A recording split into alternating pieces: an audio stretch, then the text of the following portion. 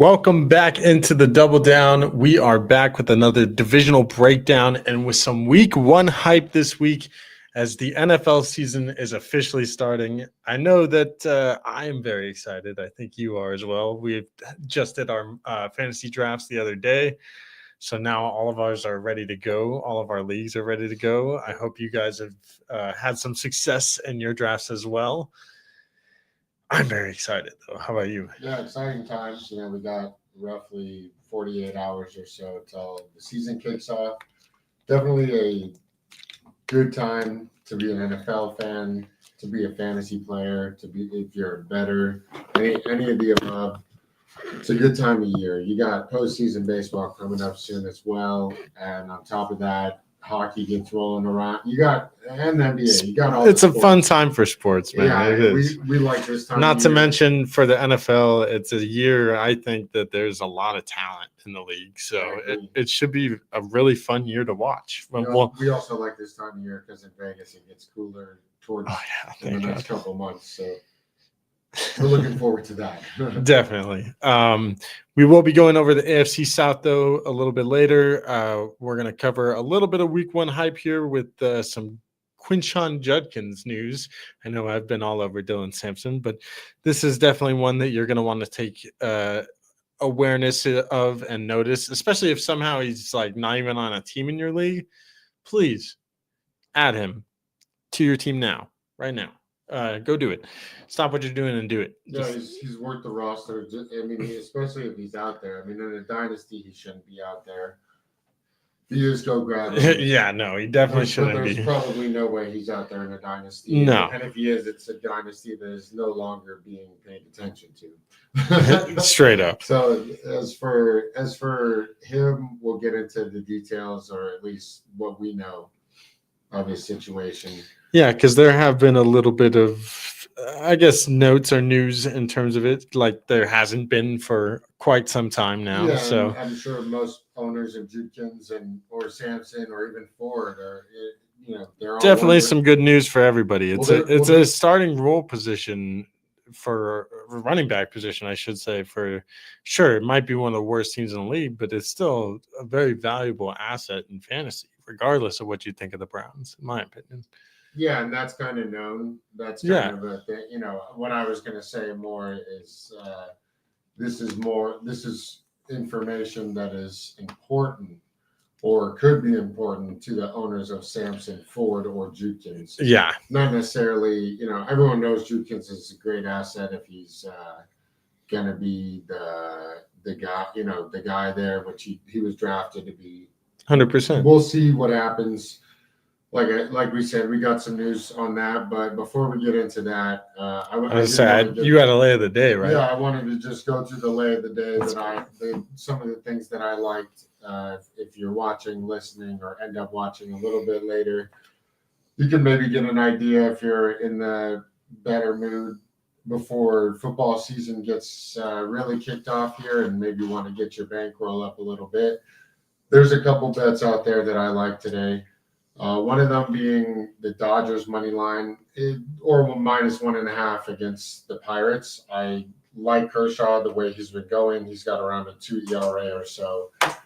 In this stretch, he's pitched recently. Since the All-Star break, he's looked good. It was probably a well-needed one for him to get back into a good rhythm. I also think that Molzinski, or I'm not even sure really how to say his name. I think that's his name. That was a fair attempt, I think. Yeah, he's got an okay ERA, so there's a few games in there that he's played well, or pitched well, but the record is 3-7, so he's just not getting run support even when he does pitch well, and he doesn't always pitch well. I've watched a few of his games this season, saw his debut. He's had moments, but he's nowhere near a finished product, and this is the Dodgers lineup. Regardless of their struggles in the last month or so, I still like the Dodgers to win against the Pirates. And just real quickly, I'm going to be going over these somewhat briefly, trying to give you at least 1 or 2 points on each, because we do have to get into the NFL stuff, since that's pretty important stuff this week. Definitely. But excuse me. As far as the rest of the lay goes, I like the next move to be over, and you can take these as singles, pair them up.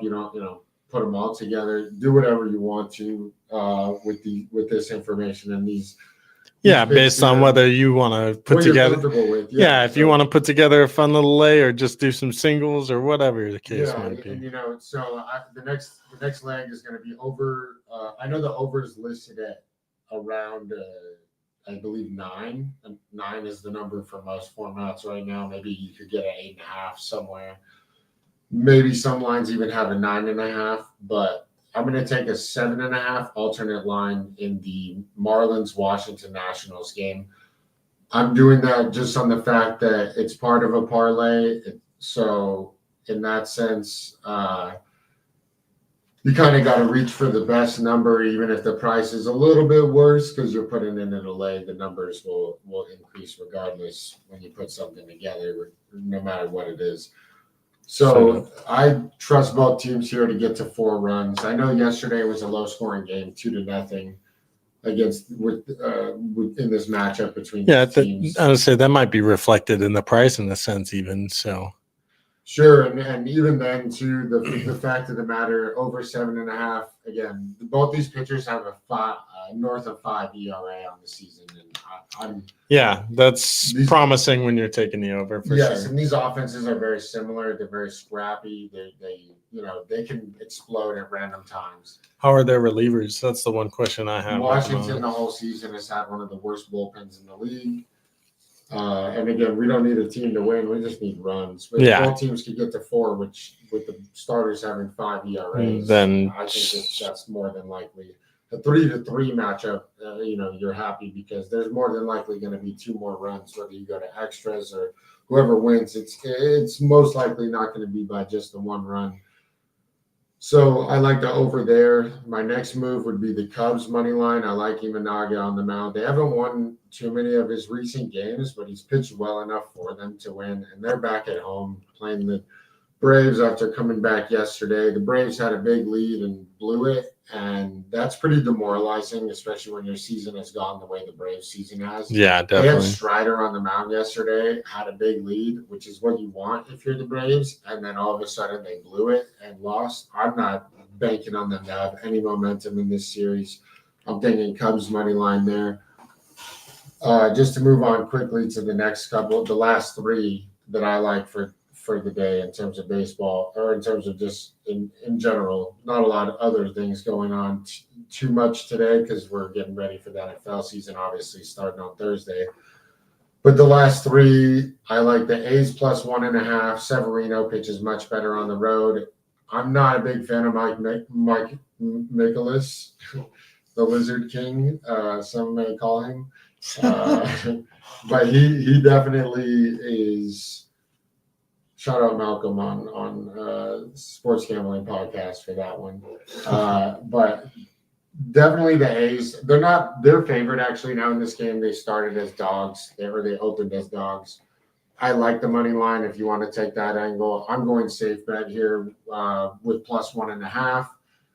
Just to be a little bit on the cautious side. Just you never know. The A's are sub 500 team overall, but they've been hot at times. Yeah, no, they have some good hitters. Yeah, regardless, I like the pitching matchup just better, leaning towards the A's, specifically because Severino's so much better on the road than he is at home this year. And then the last 2 are the best in terms of the plus money range. You're getting plus 270 with the Yankees and over 8.5. I understand that Max Fried and Framber Valdez are starting, 2 of the aces essentially for the Yankees and Astros respectively. And there's a lot to like about what they've done at times this year, but there's a lot to dislike about what both of them have done in the last 5 or so starts. Okay. Max Fried, the last 2 starts, has looked actually a lot better. The 3 starts. Yeah, he's still Max Fried. Yeah, and the 3 starts prior to that, he was dealing with a blister on his throwing hand, so that doesn't help. Still pitching with it, so kudos to him for gutting it out. Didn't look great in those 3 starts. At points he did, but not the full stretch of all 3 starts. Yeah, he didn't look And pitch a complete game. yeah, and then the last 2 starts after that. So again, totaling 5 starts, the first 3, last 2. The last 2 have been much better. Okay. He's allowed 1 run over the total of 13 innings. He has faced lesser competition, but that's at this point in the season, you're not necessarily worried about that at all. What you're more worried about is him gaining momentum, gaining confidence, feeling good about his pitches. And if he has to do that against slightly less competition, he's got to do that. That's just how the MLB rolls. You play and pitch to who's in front of you. So we're going to rock with the Yankees in the over 8.5. Another note before we move on to the last leg. Yankees have scored 3 runs minimum against Framber Valdez every start he's made in his career against them. He's never won it. He himself has never won a game against the Yankees, which some of you may be surprised by. He's got a north of 6 ERA, 0-1, 5 appearances against them. 2 being most recently last year and this year. This year, it was a few weeks ago this year, and he got bombed for quite a few runs. Didn't go too much length. I think it was like 5 innings, maybe 4 runs. So yeah, it doesn't sound like a great start though. Yeah, we're. I know the number was at 7.5, but it has since moved to 8. So that just tells me. Yeah, that's actually promising. I was a little worried about that one because I think they would have hit the under yesterday too, right? Yesterday, Yankees didn't play actually. Oh, okay. Might have been 2 days ago. Okay. Yeah, that number would have hit 2 days ago. The under, yeah. For sure. But they're playing different teams, different seasons. Yeah, now, so, definitely. And the bats have been going before that. So cool. And for the last leg, this one is the most risky in not necessarily the winner sense, but the scoring sense. I do like the normal under of this game, Giants and Rockies. I was on the over to begin the day, and I kind of did a little more research. The wind is blowing in from right field to home plate, which you can hit a homer anywhere in that park. But getting into the range where you're trying to be a lefty and pull the ball in that stadium, if the wind's blowing in from right to home, you're going to see a lot less runs, most likely, a lot more fly ball outs. Logan Webb is on the mound. He's been a lot better recently. And he's the Giants' ace as it is, so he should be looking good this year. And this matchup against the Rockies, the worry in this bet with the Giants and the under 8.5. Again, I like the normal under at 10.5 that the Vegas is listing is it at. Yeah. Excuse me. No, I got you. But in the Bovada system, this is the one thing that's available unless you take another leg, which I wasn't comfortable doing. I'd just rather take and depending on what it looks like in your platform or wherever over 10.5, you're not really asking too much difference from an under 10.5. You're not asking too much difference with an under 8.5. If you could get through a couple of innings, we're talking first 2 innings maybe with no runs or Giants lead maybe 1-2-0.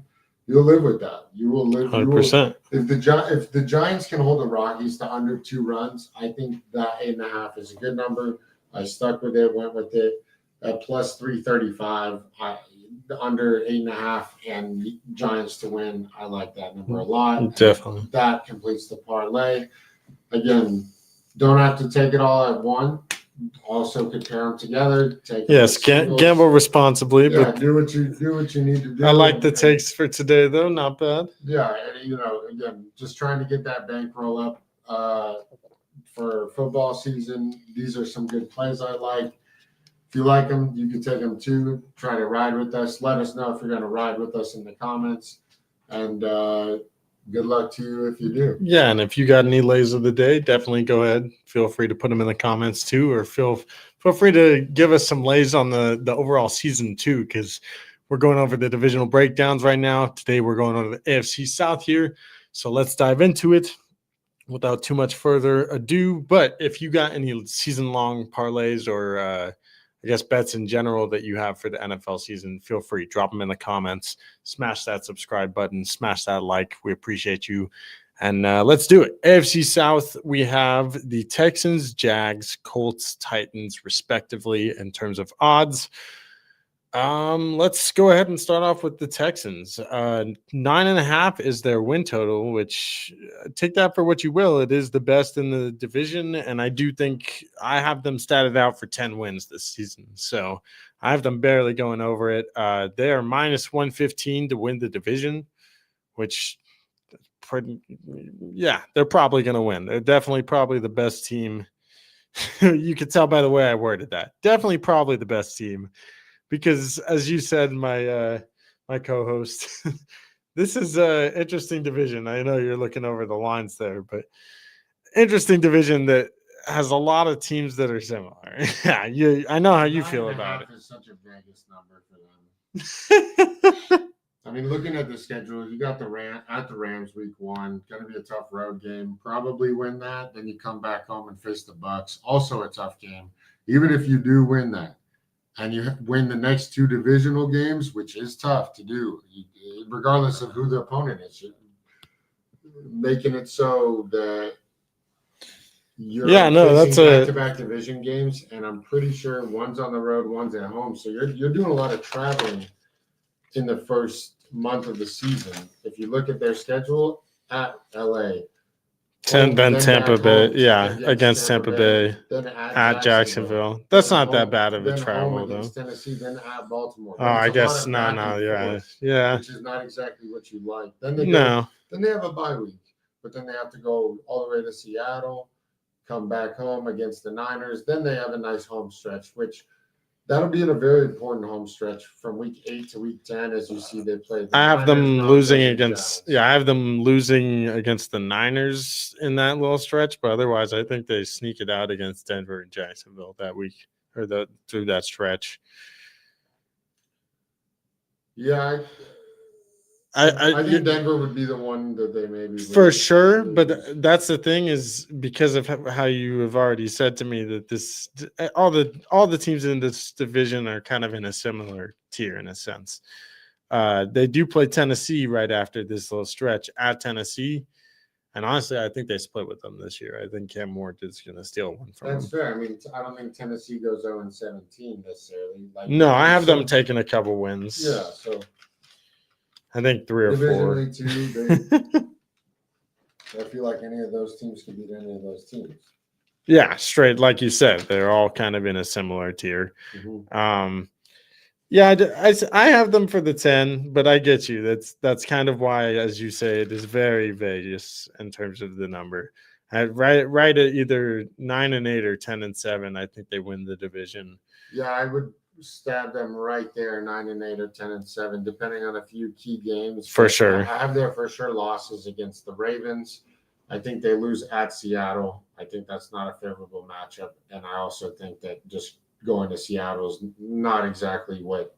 Yeah, honestly, I think that's tough going to Seattle in week 7 and then playing San Francisco at home week 8. Yeah, regardless, those are two I don't know two tough teams in the division. For sure loss, but I think they do have a for sure loss in this stretch of Niners, Broncos, Jags.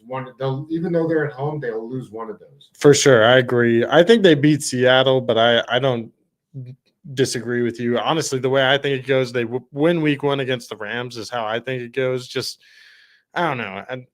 You and I have a weird vibe with the Rams this season, me in particular, where just I don't mess with the whole injury. I know Matt Stafford's had back injuries for years, and it's nothing new. But if you're starting off the season like that, it doesn't really matter to me if Devontae Adams is there if their quarterback ends up not even being Matt Stafford. Yeah, I mean, if Stafford is healthy, they could easily be good. Win the division. But, yeah, that's another division that's real close. Yeah, because exactly. It's a similar idea in the terms of every team kind of has a similar slot in where they're projected, I'm sure. Yeah, high key. And then it's probably the closest that's not the AFC South. Yeah, and the thing that going back to the Texans real quick, since that's the team we're on, as it is, I do believe that their defense should be able to edge them out over the other teams in their division. Yeah, I'm big on their defense this year too. Their biggest concern, and we could come back to this video in week 4, week 5, and see what it looks like at that point. Sure. A month into the season. But the biggest concern I'd have for this team is easily their offensive line. Oh, Without a doubt, their offensive line. for sure. I mean, do they have Tunsil? Is Tunsil on that team, or is Tunsil a Bear? I need to look at the rosters. I honestly don't even know who all the. We should play some more Madden. Is what we're figuring out. I mean, it's my brain just forgetting where he's at right now. No, for real though.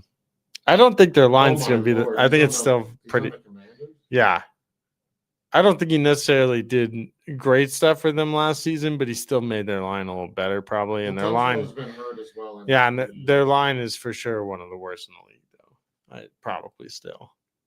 I don't think they made much strides to make it improved.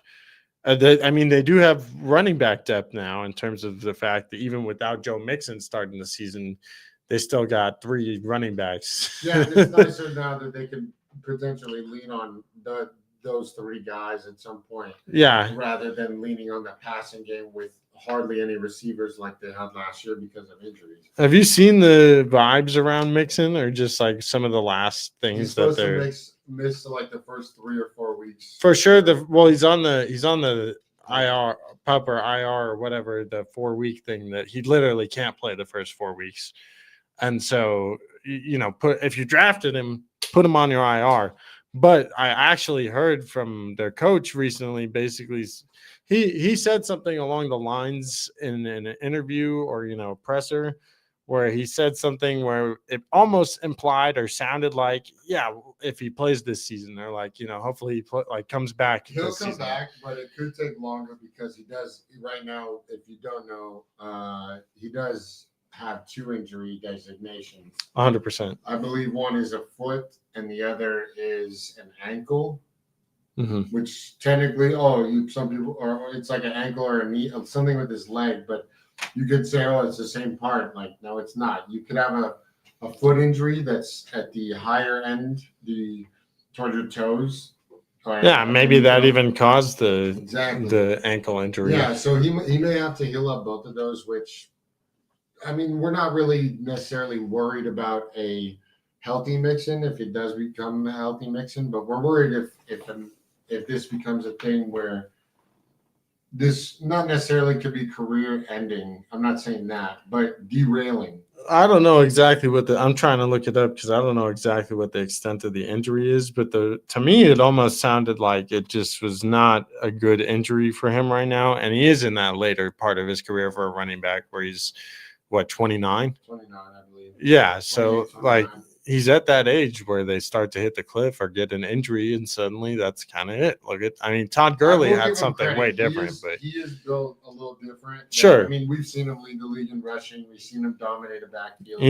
That's it though. He's put a lot of miles on his body at this point. That is the catch. Is that he guys have tons of carries, tons of miles. Bengals, not Texans last year. I mean, it's more of a caution in a sense because I don't necessarily think he's going to miss the whole season either. But it definitely is worrying as a 29-year-old running back coming into the season and not being at 100% and then having 3 dudes. Who knows what Nick Chubb is looking like, because he's honestly in the same exact situation, just with more injuries that he's dealt with. And it goes to show another reason why trading away running backs at their peak age in fantasy, at a peak age, when you can actually capitalize on their value. That's really what it is. And we'll get this cleared up too. If you're in a contending spot and you don't necessarily have the flexibility to go trade a top tier running back, if you have, let's say you only have one. Well, if you have a Bijan and that's the only thing you build around, you build around Bijan. You don't trade him. But at the same time, if you absolutely have to, you don't trade him for less than 3 firsts, because you want to get 2 firsts and a stud as well. Even then, you could still do that in a year or two. That's what he's saying with it in terms of their value and trading them at the peak of their value, which most of the time is that 27, 28 range. It is. In terms of age. 26 to 27 is the statistical best years for primetime running backs.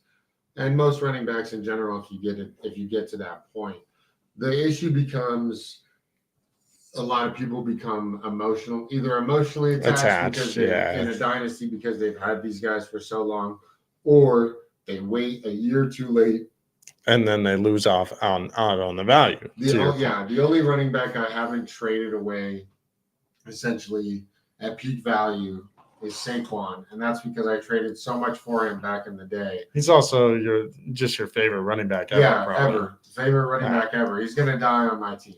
Precisely. Yeah, I thought that would be I thought that would be what would happen with me and McCaffrey after I traded you for him, but it just is hard not to trade him this year after winning a championship with him last year and kind of being like, I could still get value with him, and I don't know what his Achilles are looking like. Okay.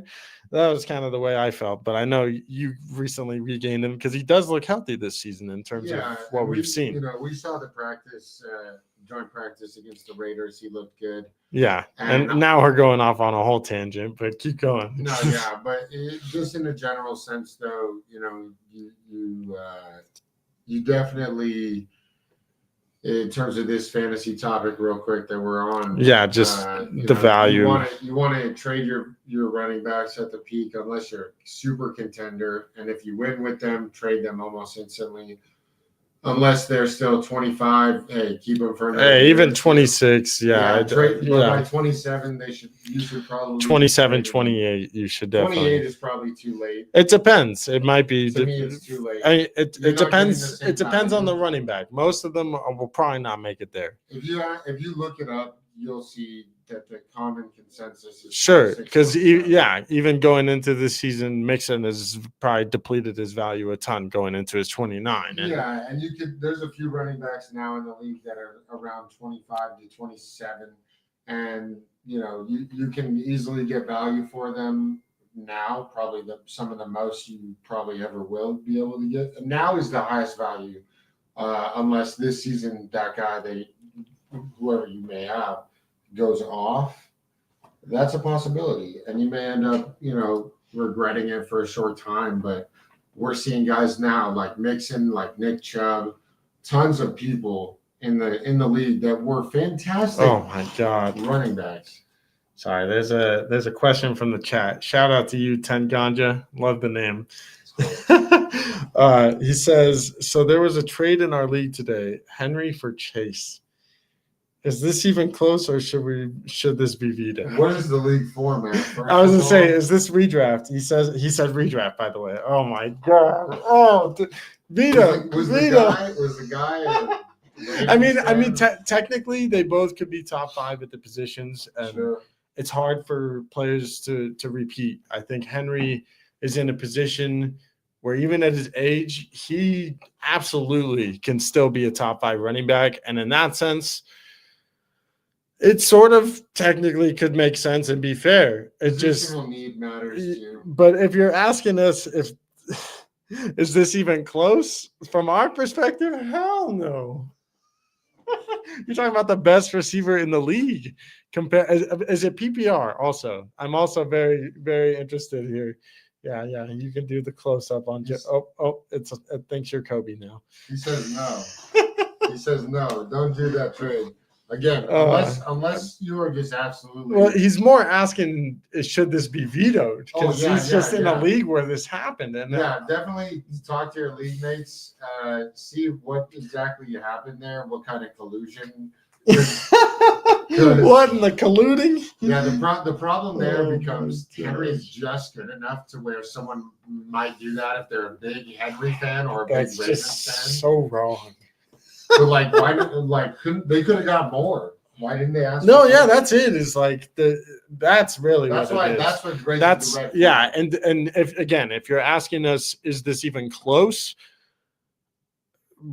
Yeah, both of us think they should be adding more. I don't know what the redraft depth is going to look like where he can maybe add. Like it's different in a dynasty where there's actual first rounders and rookie prospects that you can draft in the future. Yeah, this is redraft where you're only getting them for that season. Yeah, and this could be Henry's fall off year. He could have another great year. But the one thing we know is if Jamar Chase and Joe Burrow are healthy, Jamar Chase is a top 1 or 2 wide receiver in the league.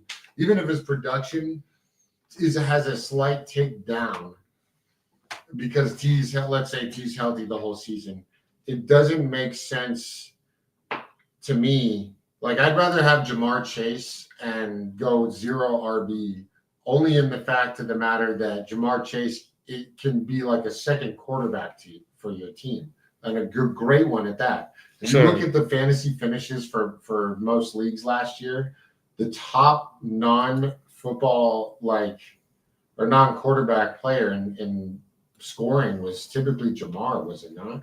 I'm pretty sure it was. He won the Triple Crown. I'm pretty sure PPR wise, if you're doing that, you're probably going to be formats, yes. You're probably going to be a top 3 or 4. If not, it might have been player. Saquon if you don't do PPR formats. Sure, because Saquon nearly broke the rushing record too. Yeah, get that close up on Cooper Flag. We love it. Yep.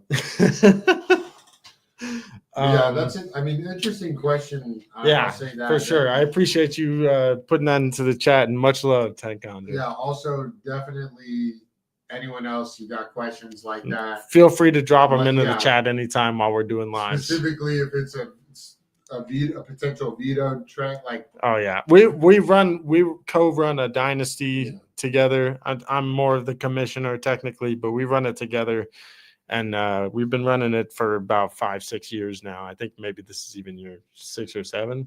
We start our first draft year. I think was 19. 19. Yeah, so this is even year 7, technically 6. I think last year was 6. This is year 7 now. Yeah. Oh shit. Because you're including each year. Yeah. Year 7. We definitely have some experience.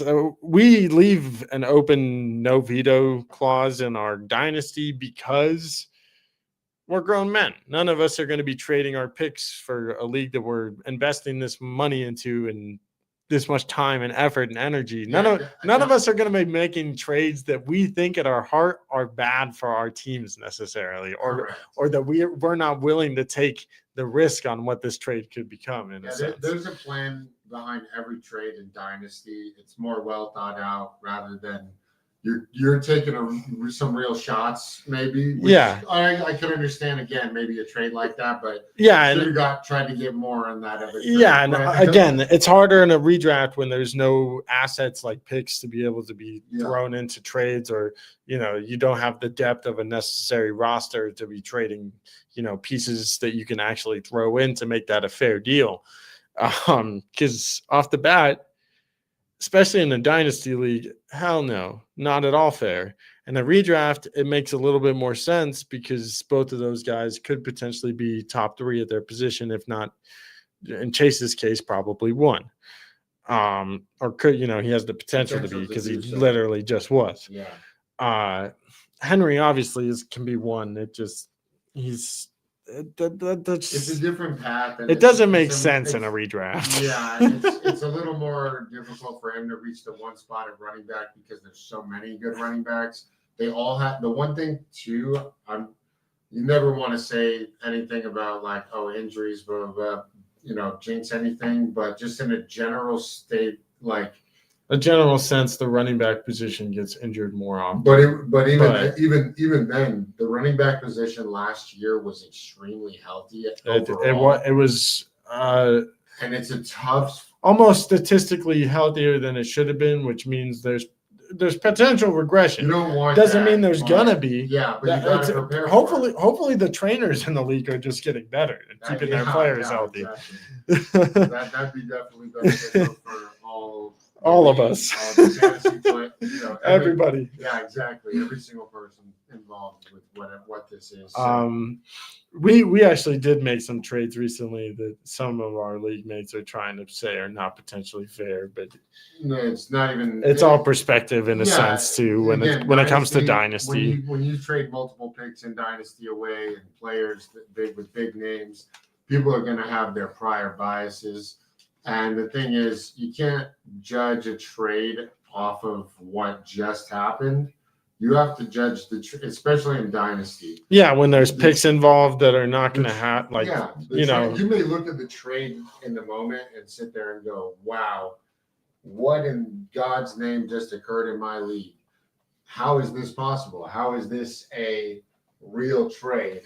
And then other times, you got to just look back at trades maybe instead of sitting there and over analyzing the one that just happened where you don't even know what's going to happen. 100%. Yet, the one thing you should be doing is go back and look at other trades, see how those panned out. Look at what those picks became. Did those people use those picks in a beneficial sense to their team? Did those picks end up being where that person was hoping it Yeah, would be in a sense? you could quite literally trade 3 firsts for any given player. But if those 3 firsts, any given player that's already established, I should correct myself. But some established player going for 2 firsts, 3 firsts, whatever, you can maybe judge that on the surface and say, wow, he was or was not worth that. But the issue becomes, what do those picks become? Does that person have enough knowledge in college?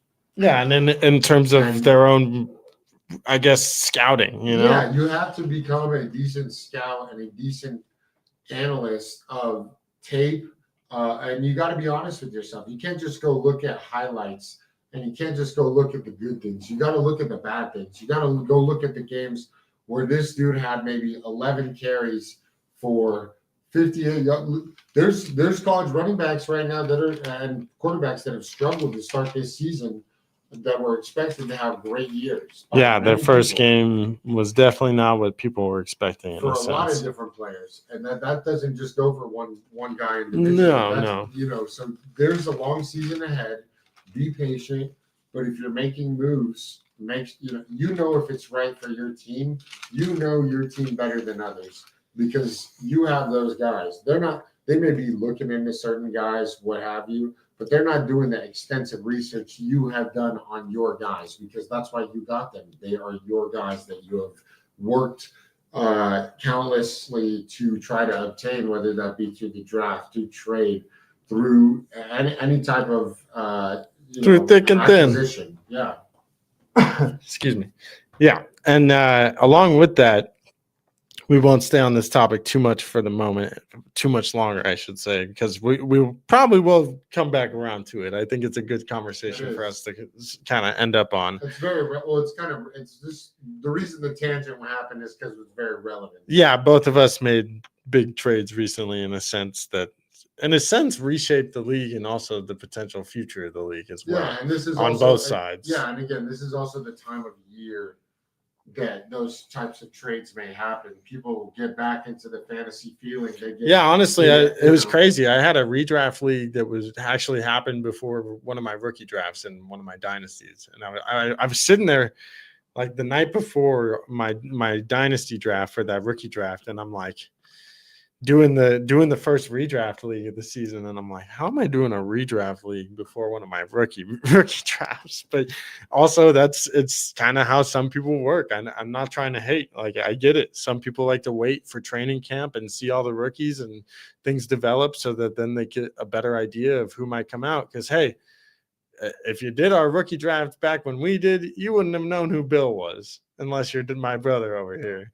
So, but the rest of us now, if you did it this week, he probably would have been the second round pick.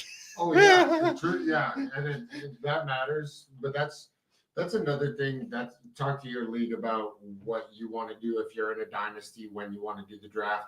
We like to do it very shortly after the NFL draft because it is up to you at that point to go find out who's doing well, Yeah, it's more like an actual league that way because we're drafting around the time of the draft too. It's like you're having to do the scouts just like the rest of the world is.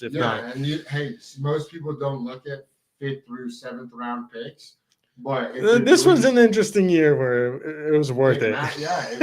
Even then, there's been years in the past. Yeah, I'm sure it's been. Sure. It would have been worth the look. Maybe it didn't pan out the way. Hey, man, Purdy was Mr. Irrelevant. Exactly. You never know what's going to happen. So you might as well do that deep.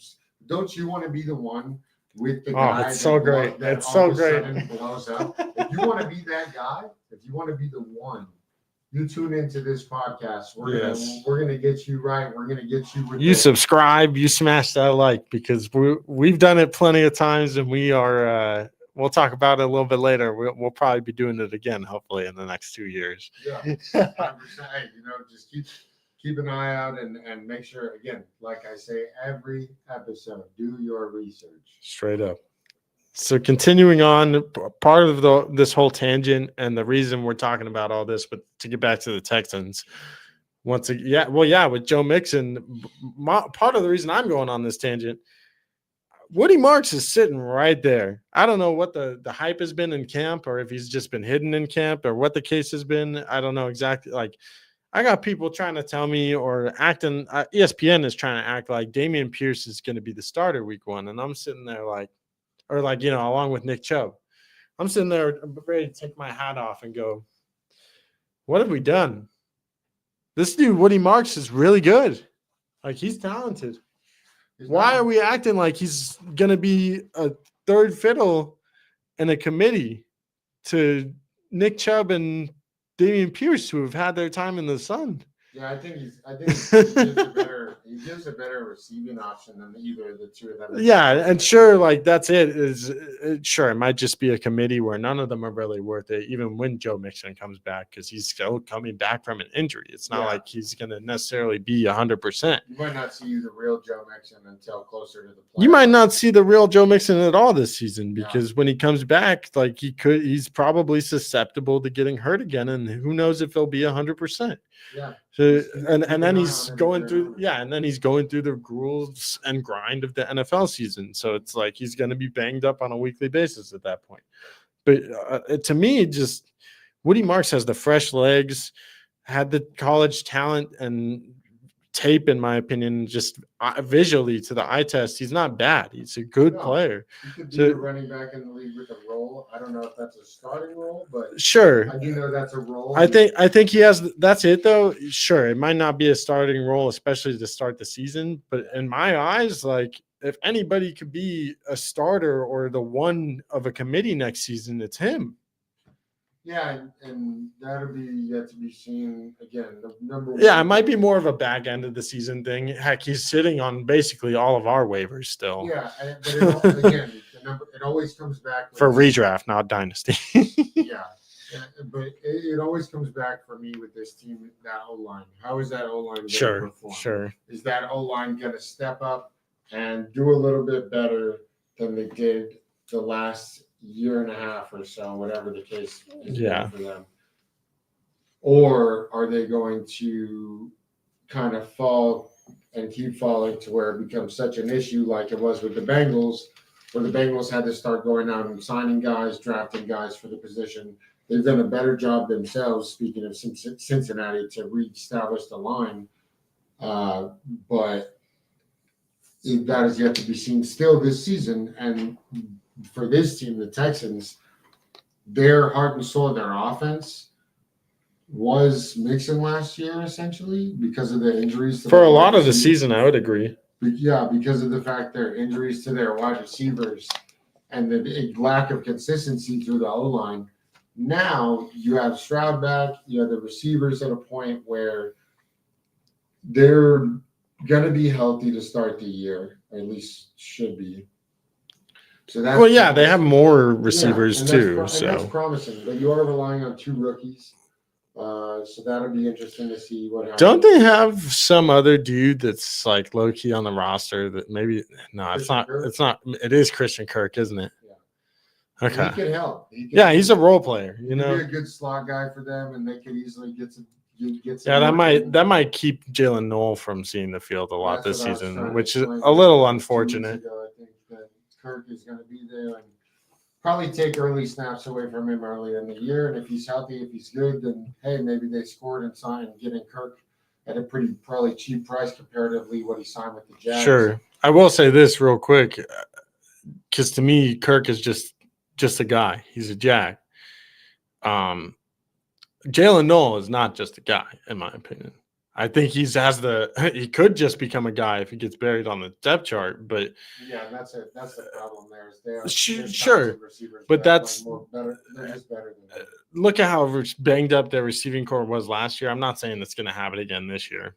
Probably could not possibly happen again this year because it was insane how injured they were. But if he gets a couple opportunities and makes some splash plays, the talent, in my opinion, is basically equal with Jaden Higgins. And Higgins has been getting all the hype and all the love. I know they were around apart in terms of one was a second and the other one was a third round pick. I'm pretty sure. I'm almost positive. I have to look at that. I'm almost positive Jalen Noel was a third round pick.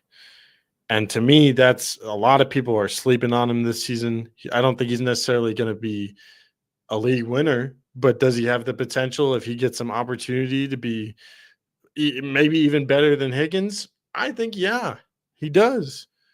Higgins is going to be another version of Nico Collins, in my opinion. Third round. Yeah. Nico is going to be, to me, Nico and Jaden Higgins are like nearly identical, but Jaden Higgins is like a level below in terms of talent. But the way they play, though, is very similar. And then you have a slot guy like Jalen Noel, who, in my opinion, very similar to their previous guy that nearly died last season in terms of what happened with his own injuries. Trying to think of his name because now I can't even think of it. They're what is his name? The slot guy. He's literally just like Jalen Noel. Tank Dell. Definitely more of a deep threat than Jalen. No, Jalen Noel is literally like Tank Dell. He's not as good. I think they're very similar in terms of talent. Well, you got to remember Tank Dell is going to come back at some point. Maybe not this year, but at some point. Sure, he should. More crowded. It was a really, really bad knee injury, but I agree. And I think the one thing, if you're a Jalen Noel fan, to get excited about is the fact that they went receiver in the draft, like back-to-back picks. But to calm the hype of any, sure, I'm not trying to hype him up too much. I'm just saying I think he's better than people expect. Sure. To calm the hype of that, to temper expectations, if you will. Realize they drafted two receivers back to back because of what happened last year. 100%. All those injuries. They even signed Quinshon Kirk. Felt like that wasn't enough. Went and got so their room as a whole is now Nico Collins, Jaden Higgins, Quinshon Kirk, Jalen Noel, and then they also have Tank Dell on the IR. And I'm pretty sure.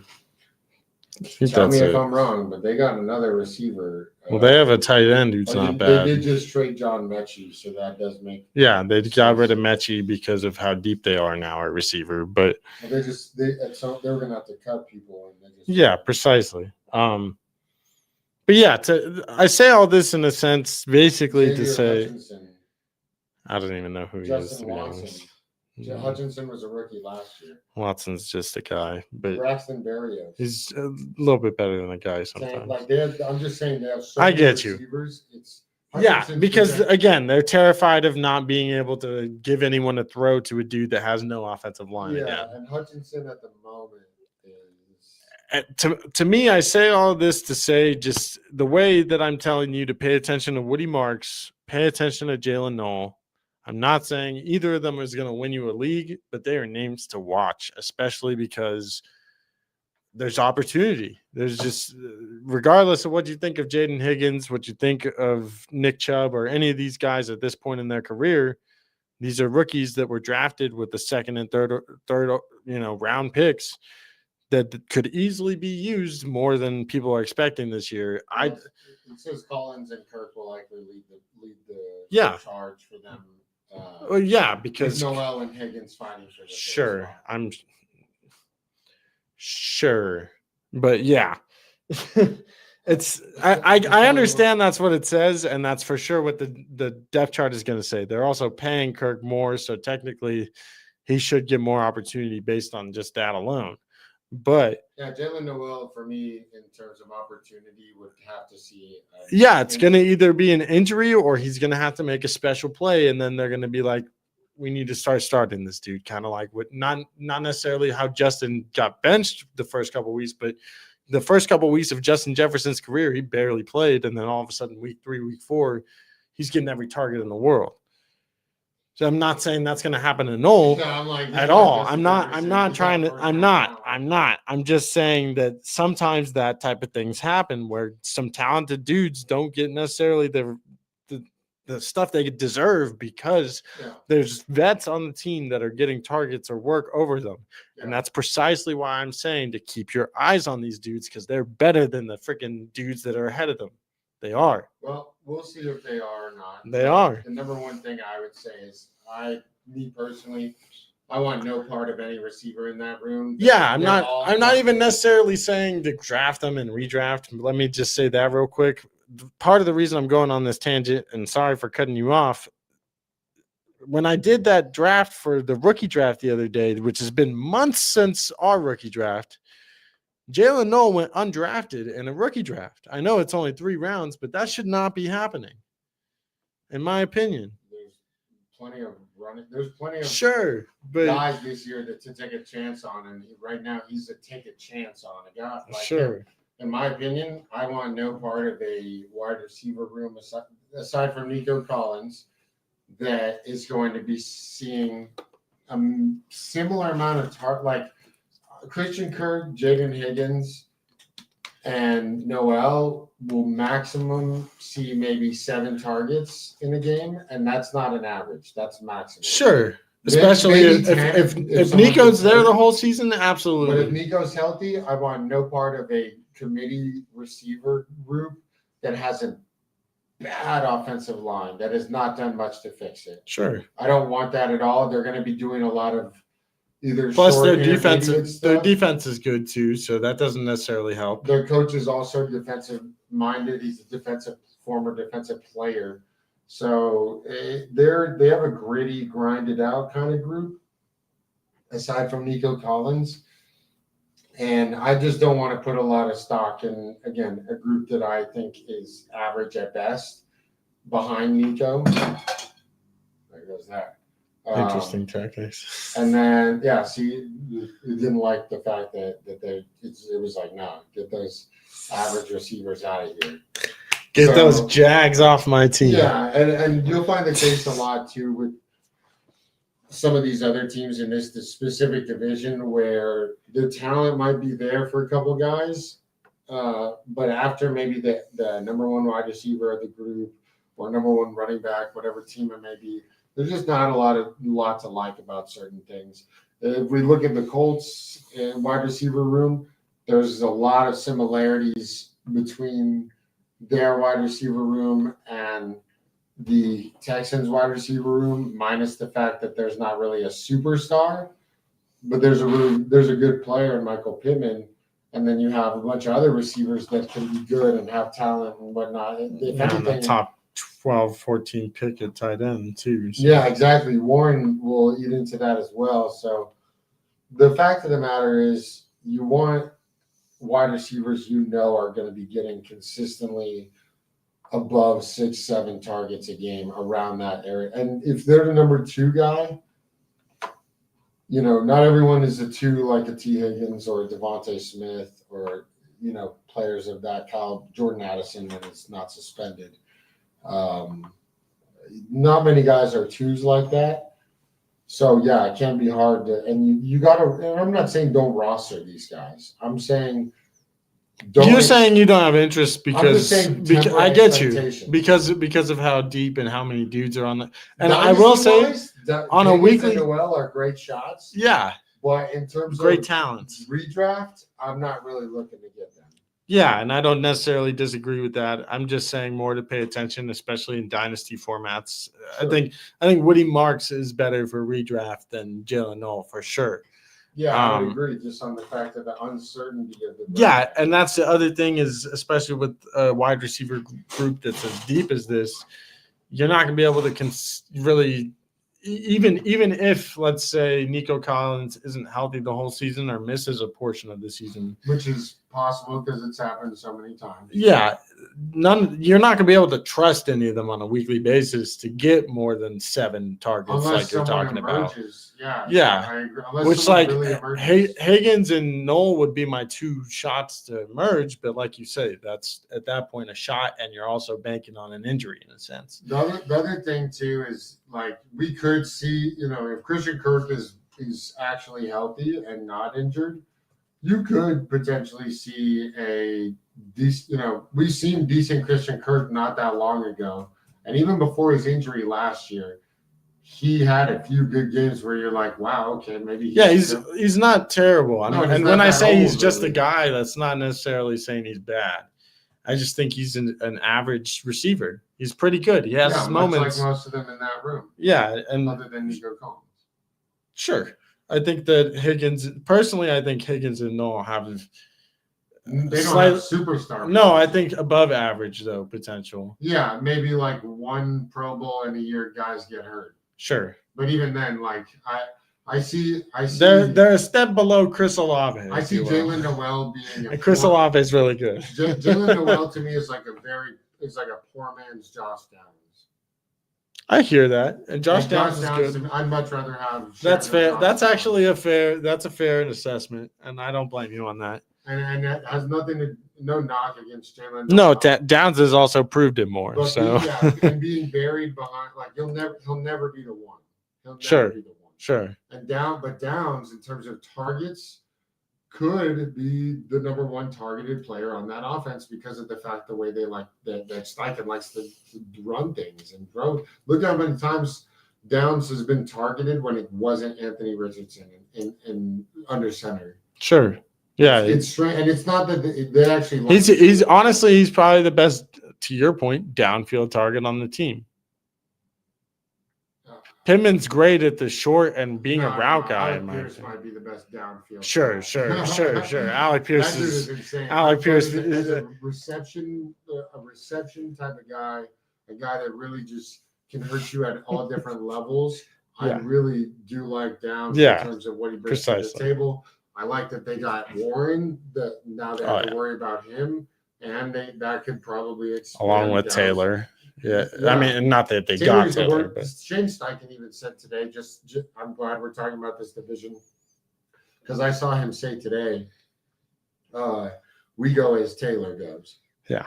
So again, we all kind of knew that in a way, but maybe there's speculation out there of, could this be a different looking offense with? I say sure you go as Taylor goes, but really you go as Daniel Jones or Anthony Richardson goes. It's really not even necessarily because of the I'm sorry. You have to run your offense through Taylor, and that's going to be the way they're going to live with that, and that's how it's going to be. Like that's just a matter of the fact. Well, so to get kind of more focused in a sense, not that we're not focused on this division, but Jags are 7.5 at their total win, over under, and the Colts last time I checked were as well. Jags were plus 300 to win the division. Colts were plus 340, which to me, honestly, I like the Jags a lot more at that price, even though I don't really like either of them. And at 7.5, I have the Colts under. I have them not even close to 7.5, to be honest. And I'm not gonna lie, for a team's total win over under, Colts to me at 7.5, if it's still there, please slam that under, in my opinion. I think that's too risky of a. That's my opinion. To be slamming, just in the fact that they could easily win 8 games, maybe. Well, but that's it. It's like when you have a I think at the most they win 6 or 7, and if you're telling me that they have to win 8 games to get over that, that is a number that to me very Vegas friendly. In terms of like if you're trying to go over, Vegas is probably going to win that bet. Or if you're trying to take them to win the division. And especially like Daniel Jones. I could easily see 8 or 9 wins in there, definitely. That'd be really surprising to me. Dolphins, not really a game that – Dolphins on the road. I think that might be one of the few that the Dolphins win, in my opinion. Oh, no. Dolphins are just a mess. They are. I'm not saying they're not. Much to like about Miami. I agree that they're a mess. I talked about that. On the road as well is just not a good look. They're not a good road team. Colts home opener, regardless of who's under center. Jonathan Taylor. The line is really close in that game, by the way. Jonathan Taylor's going to run all over them. And then Broncos, you might see a loss, but you'll probably see a more competitive game than you think. Titans, that's a W. Jonathan Taylor will continue to run all over them. Between the Rams, Cardinals, and Raiders, I think they win 2 of those games. So you're already looking at 4 wins right there. I have them losing all 3 of those. Hilarious. Arizona's the one that I think they could. Raiders, it depends too. Raiders, they have back-to-back home games, and the Raiders are coming off of. Let's see here. Raiders would be coming off a game against the Bears at home, which they'll probably win and feel good about themselves, then travel on the road and lose like they always do to the Colts. The Raiders always lose to the Colts, except the one year I went and Derek Carr broke his ankle, which, quote unquote, is technically a loss because you lost him for the playoffs. So I got the Raiders losing that game to the Colts. I also have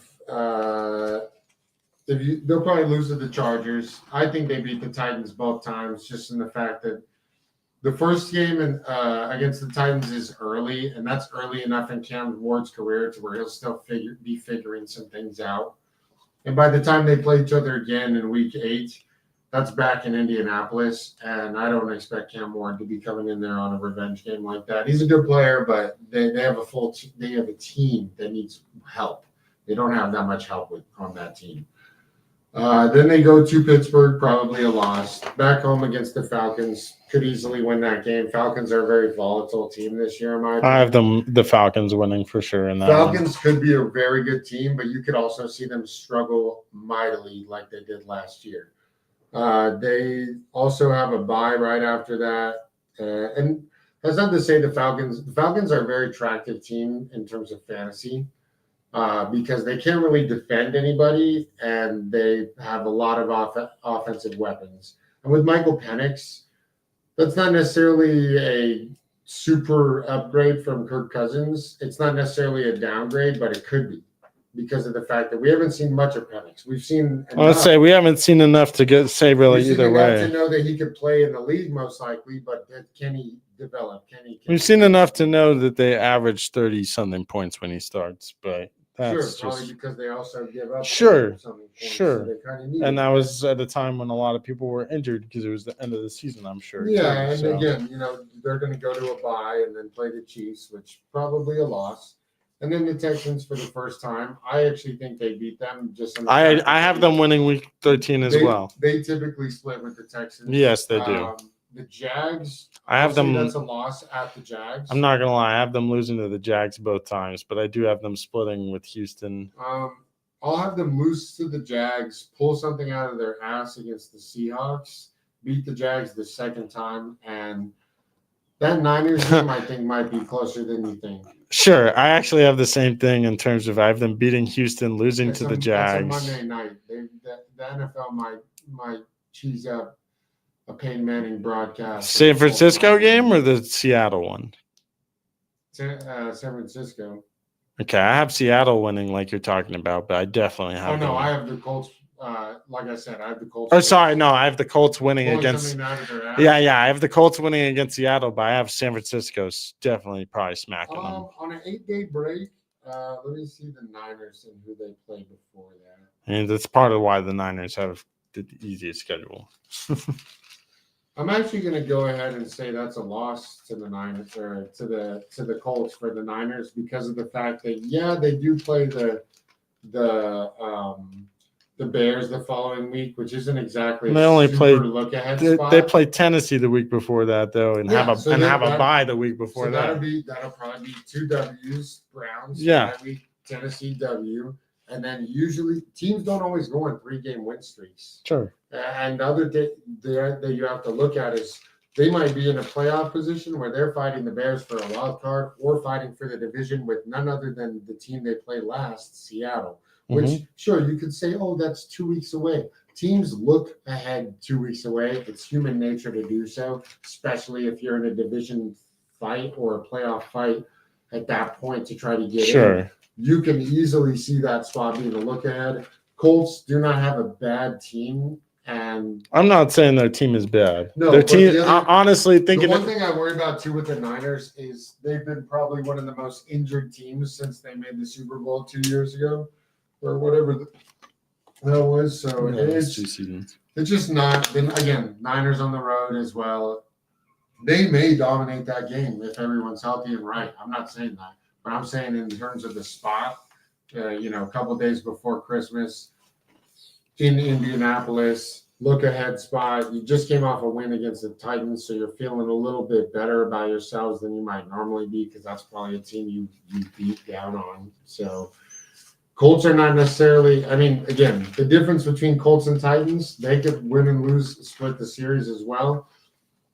But in terms of, again, the spot matters, and there's a lot that can carry over from week to week, and so we'll see at that point. But I probably have the Colts around 6 or 7 in the minimum, but probably 9 or 10 at the maximum. Interesting. 8 wins seems very doable. I think 9 or 10 is way out of the range that I would go, but I respect it. I understand where your head is at with that one, and I like. It's not that I don't like their team. I think it's a good. As you were talking about all the receivers they have earlier, it's not that I don't like this team. I love this team. I actually think their team is great. I think the line is pretty good. Which, hey, as far as Daniel Jones, that might even help him, but. It's still Daniel Jones and Anthony Richardson we're talking about. How many wins did they have last season? The Colts? Yeah, I'm just curious off the top of the dome because I don't remember. To me, 6 or 7 is the absolute maximum. They were 8 and 9. Interesting. I'm trying to tell you, they had one of the best offenses in the league last year, no matter who was at quarterback. Yeah, Taylor's still Steichen, easily top 10 running back, no problem. Steichen has a good running back and a quarterback that can run a little bit. You're going to put up points. He's that good of an offensive mind. They had Flacco, or they had Richardson. I know Richardson was the starter. At one point, Flacco, I believe. Okay. And at one point, I believe Minshew in the last 2 years. That makes sense. But I remember that. Steichen or not. Either way, they've produced offensive numbers. What was the Giants' record last year? Or I know Daniel Jones was hurt too, so that doesn't really help. And they have them. It's different teams completely, but yeah, I'm just curious. 3-14. Okay. And he was not the quarterback for a lot of it. No, I know. Yeah. I'm just curious. You can look at Daniel Jones' last decent season. I was curious about that too, but that's not necessarily like it's completely different because he has better receivers. He's got a better line. Here, you want to hear the only thing that might be worse on the Colts is the defense than what was on the Giants. And even then, I think they've made measures to up the defense. Sure, it's not like Colts defense is trash. I think Giants have probably one of the best front sevens in the league. So that's a tough argument there. Colts have Defoe, Grove Stewart, Quiddy Pay. Yeah. That's still a good group. Oh, it's great. Hard to contend with the Giants, but that's still a like I said, they're not bad. They're good. They're a good team. I mean, overall, I'm pretty sure they were top 16 team in terms of defense last year, but I don't know for sure. I'm not sure 100%. But what I will tell you is their point totals from last year: 27, 10, 21, 27, 34, 20, 16, 20, 13, 20, 28, 6 against Detroit. 25, 13, 38, 33, 26. Okay. So they're honestly, in terms of betting, a team I want to stay far away from this year because I have no idea what we like. Like I said, the way I statted them out, I feel like is very harsh on them. I think it is a reality that could actually happen, but I do think it is a harsh reality compared to what actual reality might be. Yeah, I mean, them going 8 and 9 last year, like they find what Taylor can win that in a couple games by himself. I just feel like personally they're a team that not that Arch is coming out next year, but I feel like they're a team that's headed for the Arch sweepstakes. I mean, if their quarterbacks get in, and maybe that's not this year in terms of them being that bad. Like they could easily still be a 6 and 7 or 6, 7, maybe even 8 or 9 team win, like you're talking about. But I don't know. I had them at like 4 to 6 wins realistically. Yeah, that's pretty harsh and unrealistic. Just on the fact that again, in the first month. From week 1 to we will say. I have them winning 2 weeks of or 1 week of the first month, if I'm being honest. Until week 6. Yeah. See, I can make the case that they win 1, 2, 3, 4, 5 of those games. Oh, I could easily make the case that they do. I'm not saying, but I have them. Easier, almost easier than you can make the case. Yeah, and the Miami game in particular, Tennessee, sure, that one's for sure up in the air. Although I have Tennessee winning, or I have the Colts winning. Sorry, Stafford could have a messed up back. Sure. If And that, then they have their and then backup. Raiders for sure, Jimmy that's up in the Garoppolo's air. ass. Jimmy Garoppolo? He's on the Rams. You're for the Rams. Yeah. Yeah. I'm like, sorry. And I then saw the against Raiders. The Raiders are coming. Gino's better in a dome, but still, like, what are we talking about? Gino and Genti versus Jones and Taylor? Like, what really difference is there? More like Gino, Genti, and Brock versus. Well, sure, Warren, Jones, and Taylor. Yeah. But I would give the edge to the Colts in the receiving core. As a defense as a whole, you lean to the Colts because Raiders defense is literally only Max Crosby and the other linebacker. Chin too, but I agree. Yeah, but as a whole, I think Pete Carroll's a good coach and that they're probably going to win 8 or 9 games, but I could see them as a 6 or 7 win team. Sure, that's possible too. Based on their line, that's absolutely possible too. There's going to be a too. lot of 7-10, 8-9, 9-8 this year. Sure, I have a lot of 10-7 and 8-9 or 6-11, like you're talking about. It's almost the same thing that the following week with the Cardinals. Like the Cardinals, literally, we've seen them so many times blow games or lose games where you're like, oh my god, what? I have the Raiders at 7, not 8. Yeah, so it's the Colts it's an interesting, tough schedule. There's games where you could sit there and go, yeah, they'll probably lose that for sure. But again, this is the NFL. Any given Sunday, I'm going to stab them again around last year, maybe 8-win teams, 9 wins maybe. I'm not really touching the over/under because I don't really like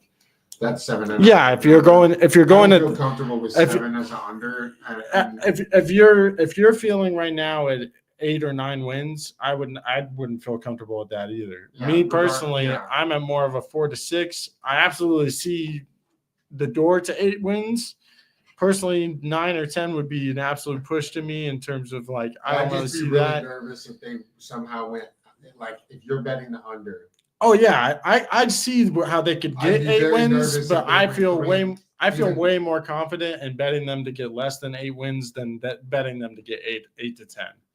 That's how I feel. You're not even betting 8 to 10. You're just betting them to get 8. Sure. I'm just saying in general. Like the thing about I see more outcomes with them having less than 8 wins because the line is 7.5 than having more than 8 wins. Yeah, I see the opposite.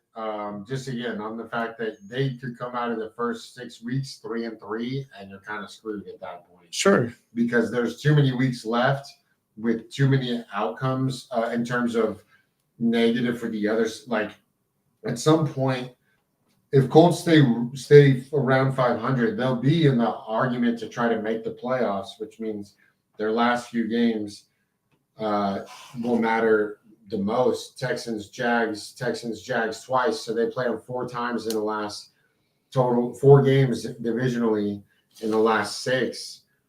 Those are games they're going to really be putting their big boy pants on, just like the other side of the divisions. But we've kind of discussed this before, and maybe not on the show, but Trevor Lawrence is some say lack of enthusiasm for football or just, doing well or whatever the case is. And we're not saying that he does have that lack of drive, but if you might see that come into question again, if they're, not in a position or if they're just kind of trying to make it and he just underperforms like we've seen him do quite a bit. They could lose both times to the Colts. The Jags could. The Texans, again, with what happened last year, if anything similar happens, you never know. This is a very, again, one of the tougher ones. One of the hardest ones to stat out. Away from. Yeah, because the coaching staff is good enough to stay into any game, as well as having Jonathan Taylor and a good enough defense. But they're not going to win. Obviously, we know they're not going to win every game. They're probably not going to win double-digit games. But there is a root to it, just in the sense of we don't know what's going to happen. Sure. In terms of these other games. To give a little more perspective on maybe where my head is at and why maybe I'm so low on them, I didn't really realize this until now, looking at how I statted out all the teams. Every team that I have at 6 wins or below is a team that I don't know who the quarterback is going to be by the end of the season. Colts are one of those teams for sure to me, because right now the old adage is if you have two quarterbacks, you don't have any. Colts are one of those teams. Giants right now, I know who the quarterback's going to be next year probably, but right now they have three quarterbacks. To me, that means they're probably going to be less than 7 wins for sure. But 6 I could see for Giants. That'd be still tough. Saints don't have a quarterback at all. Right now I have them at like 2 wins. I think they're going to be the worst team in the league. Browns, they have 3 quarterbacks right now. They have no idea who their quarterback is going to be. I have them at 3 wins. Steelers, sure, Aaron Rodgers is their quarterback. But my goodness, that man is what, 44? Like, so I'm just giving, sorry. The Rams are the last one because Stafford, I think, is near the end too. Dolphins, I have at 6, but that's really just because I'm down on the whole vibe of the organization more than anything with the quarterback. Tua, though, still has his concerns with his concussions, and it's not like that's changed. Titans I have below, but that's really because it's a rookie, and I don't know what to expect with him personally. I know he's really good, but I don't know if he's good to get them more than 4 or 5 wins. Yeah, the issue I see here is that just looking at the schedule for the Jags, even though you could say it has nothing to do with the Colts other than 2 games. The Jags are possibly going to be the worst team in the league to start the season. That's probably true. I got to look at Call me crazy, but there's a very easy path. They start 0-6, potentially 0-7, going into the bye. I do not see any games there listed that are going to be easy for the Jags. Versus Carolina, scrappy team. I actually have the Panthers winning that. I have the Panthers winning, covering everything, all that. Week 1, week 2, Bengals at Cincinnati. Bengals are coming out different this year. It's going to be a different story for that team. Plus, Joe doesn't lose to the Jags, and neither does Jake Browning. So it doesn't really matter who's quarterbacking that game. We won both times against Trevor Lawrence. Jags will start 0-2. Then they face the Texans. I have them at I have them beating Houston for the first win, but I could easily see them. You could even give it to them in that terms. I would say I could see them losing that though. But they're probably losing at Niners. They're definitely losing to the Chiefs. Yep. Probably losing to Seattle. I think they'll lose to Seattle. Me too. I think they probably have a chance to lose to the Rams as well. They probably I see that by mid-season, which is week 7. That's when I start to worry about Stafford a little bit more personally. I have them probably winning that one, but I definitely, outside of Houston, I'd literally have they have the bye right after the Jags. Yeah, Jags do too. No, well they have the sorry. I was gonna say Jags have a bye right after, but so does the Rams. Yeah, no, I know. I'm saying the Jags that's probably one of the ones that they could win. Yeah, maybe. So but otherwise, they have 2 and 5. 100%. That's what I have them at. 3, but probably 2 and 5. Yep, and then they play Raiders. Probably gonna Raiders. Lose that too. I have Raiders. You're gonna lose the Texans. You're gonna lose the Chargers. Yeah. Probably beat Cardinals. Probably beat Tennessee. Maybe lose. I have them beating Cardinals and Tennessee, so I get you. Honestly, I have them going on a little bit of a win streak here, but it literally is only to where it's Arizona they beat on the road, Tennessee they beat on the road, they possibly beat Indianapolis week 14. They'll lose to Indy at home. Of course, you'll say that, but I know that's definitely a possibility. Do better against Indy at home than Sure. I'll give them the loss to Indy on the road. The second time, I guess, then, and the home win first time. So they are home first time. Usually they play them at home the second time. So and then they play the Jets after that. Take your pick, but I personally have them beating the Jets that week just because, I don't know. Jets I have at a very similar record to Jags. I think they're somewhat similar teams. Jets have a better defense. Jags might have a slightly better offense. But that one could go either way. I have them losing to Denver week 16, but then against Indianapolis and Tennessee. Personally, I had them winning the last 2 weeks, but that would only even put them at 8-9. Yeah, no, I definitely do not have them as an 8-9 team. I don't necessarily think that last stretch from they'll lose to the Chargers. Toss up with the Cardinals. You could give them the win if you want. Beat the Titans, and then they will most likely beat the Colts. So yeah, you could give them a nice little 3-game win streak after that. For me, even then, 7-10 is probably what you would have, if not 6-11. No, not at all. 6-11? No, 5-12. I thought you were right on. No, you what? I have them losing to Panthers, Bengals, Niners, Chiefs, Seahawks, Rams, Raiders, Chargers, which that only gives them, I think all that I had. Nope, you did not have losing to the Rams. Oh, you're right. You're right. I did not have the Rams. The games again, the wins they'll have is one time against the Texans. I also think the Rams are going to suck this year, so Cardinals, that's just my they'll probably perspective. beat the Titans, they'll probably beat once. The Colts, they'll probably beat once. That totals at 4 wins to me. And then they play the Jets. Then you could give them that win as their 5th win, but they'll lose to the Broncos, lose to the Colts one of the times. And this is famous Jags football. Year in and year out, I've seen it so often. They get to the last game and they have a chance to make it and they lose, or I literally seen it for the last 2 or 3 years. Like it's consistent. The only time they won and did anything was when they beat the Chargers in the comeback. But even then, like it's the Jags find a way to lose at the end. I have them. You could give them probably at the least 4 wins. At the most, sure, we'll give them 8 or 9 at the absolute most. Though I'd say 9 or 10 is the absolute peak, and I don't think 10 is really real. Over under is it's 7.5, just like the Colts. Under. Yeah, so you and I feel similarly about the Colts and Jags. It's just kind of switched. The difference is but the difference is if you let's say you place the under 7.5. You have a less likely chance later into the season trying to hit that number because their Colts schedule is more favorable early. But Jags schedule is more favorable. Awful early. Absolutely. And more favorable in the end compared to the beginning. Which is bad because you don't really want. Yeah, then you're trying to chase for the wins. Catching up, sure. And guess what? When you're in catch-up mode, you lose games to bad teams or teams that you should normally beat or contend with. Sure. So that, to me, Jags are probably going to be they'll be just ahead of the Titans, but they'll still be at the bottom of that division. Interesting. Colts, in my opinion, probably finish, I would guess, maybe 2nd in that division behind the Texans. Texans maybe win 9 or 10. Colts probably win 8. So here's the one I would say. I guess, in a sense, even though this doesn't necessarily mean anything, but Titans, I guess, would be the last one to stat out here. And based on what we kind of think of them, that almost has an effect on the Colts and Jags just on those 2 games that they play against each of them, which it sounded like you felt like Tennessee could pull out one against maybe both.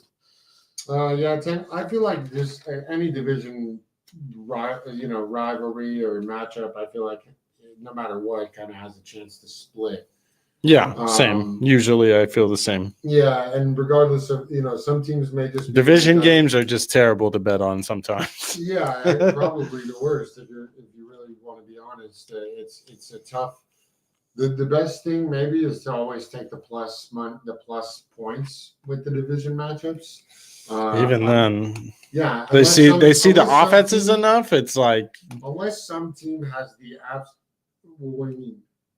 I'm just I'm saying plus points in terms of like, let's say a team is plus 7.5. Oh, okay. I thought you were talking about the over for a second. I'm like, no, over points. I don't know if I would do that in divisional games. No, the one divisional game you slammed the over in is Bengals and Ravens. Maybe Chargers Chiefs too, but that game could literally end 20-14. Sure. 20-17. Tease the over. That's what I did. Good. But yeah, no. Either way, it's going to be an interesting. I feel you. Jags are definitely probably like the 7. Technically, I would be over because I have them at 8 wins, but I would never feel comfortable taking over 7.5 for the Jags. That's not something you should ever feel comfortable doing this season. No, but, just going through them, it's a thing of. And I see the pathway where, sure, if Travis Hunter is all that in a bag of chips on both sides of the field, sure, he can make an impact on both sides to where they're good enough to win 9 potential games. I don't see that necessarily happening, though. I don't think he's going to be a big enough impact as the second overall pick to do that for them. Titans, though, to get into them a little bit, since they are the last team we have in this division, they are at an over-under of 5.5 total wins. And they're plus 950, which is actually one of the better fourth seeding odds to win a division. Yeah, if you believe in Cam Ward that he could explode his rookie season, he seems to think they have one of the best receiving corps in the league. Yeah, we'll see what happens this season with them, and if their defense. Calvin Ridley could be a definite steal, though. It depends. Yeah, they need their defense to play well, and their front seven can, but they need a lot of things to go right for them in terms of winning that division. And you see the Broncos, Rams, Colts, and Texans is the early first. 0-4 probably most likely, and they may get one of those games, but even then, it'll be tough. Actually, I have them starting 0-7. I'm not gonna lie. Yeah, that's very possible. They might go 0-7 until the second time they play the Colts. Yeah, week 4 they play Houston. Week 5 they play at Arizona. Both of those. This is a whole road stretch at Houston, at Arizona, at Las Vegas. Probably not winning any of those games, in my opinion. Right there. Yeah, it is a tough. Even Arizona is probably the most beatable team, and even then, I don't think they beat them. Yeah, them or the Raiders, most likely, just on the fact that. Yeah, it's almost crappy that their schedule doesn't necessarily look like a fourth place schedule when you're looking at the beginning of the year. Yeah, you got the Patriots after that, then the Colts, Chargers, couple maybe 2 winnable. I was just saying, low key, Chargers for some reason is one of those games I have them like cheesing out a win. Just on some bullshit. Maybe because that has been a matchup that has gone that way in the past, but I don't know. It's tough to say. It's weird too. I'm not gonna lie. I have the Chargers at 12 wins, so that's a weird spot for them to potentially have a loss. We've said that. Yeah, for sure. Week 11 after the bye, and week 10 is Texans, then Seahawks, Jags, Browns, Niners. Again, they maybe beat the Browns. I'll say the Browns is the one win I have. Jags one time. Sure, they could. I don't have it, but they could. Yeah, and then probably the Saints. So 1, 2, 3, 4, maybe 5 wins maximum for this team, unless Cam Ward really gets it going. I have them at 3 or 4, probably 4, because they could beat Cleveland, New Orleans, and the Colts, and maybe one other team. But definitely 3 or 4 is probably. Jags. Sure, they could beat the Jags. Again, the Chargers is the one I have technically right now, but I'm never going to feel confident taking Tennessee over the Chargers. It's just what I cheesed out. Just because otherwise, Chargers would have had too many wins on my thing too. Yeah. It's like they have to lose one of these games at some point. Because that's the thing. Like with the Titans here, like they truly like. I almost feel terrible saying that, but that doesn't feel like a fourth place schedule. Like that seems like a tough schedule for them. And honestly, that's why I have them at 3-14. It's not necessarily because they're a bad team or that Cam Ward's not going to be good. I don't think they're a great team. I think they need a lot more than just Cam Ward right now. But their schedule is not easy either. So it's like that doesn't help. The easiest games are literally the 3 that they could potentially win. And even then, that's a potentially win. Like they could still lose those games. They are, I think, one of the lowest rated teams in terms of win totals, but they were not the lowest because the 2 lowest were the Browns and the Saints. So technically they should be better than the Browns and the Saints this year. Yeah, I think they got a decent shot to be. They definitely have a better quarterback than both of those teams. So we'll see what happens. I think Cam Ward's pretty good. That's a tough schedule. That really is for a fourth place team. Yeah, but at the end of the day, you got to play what you're given.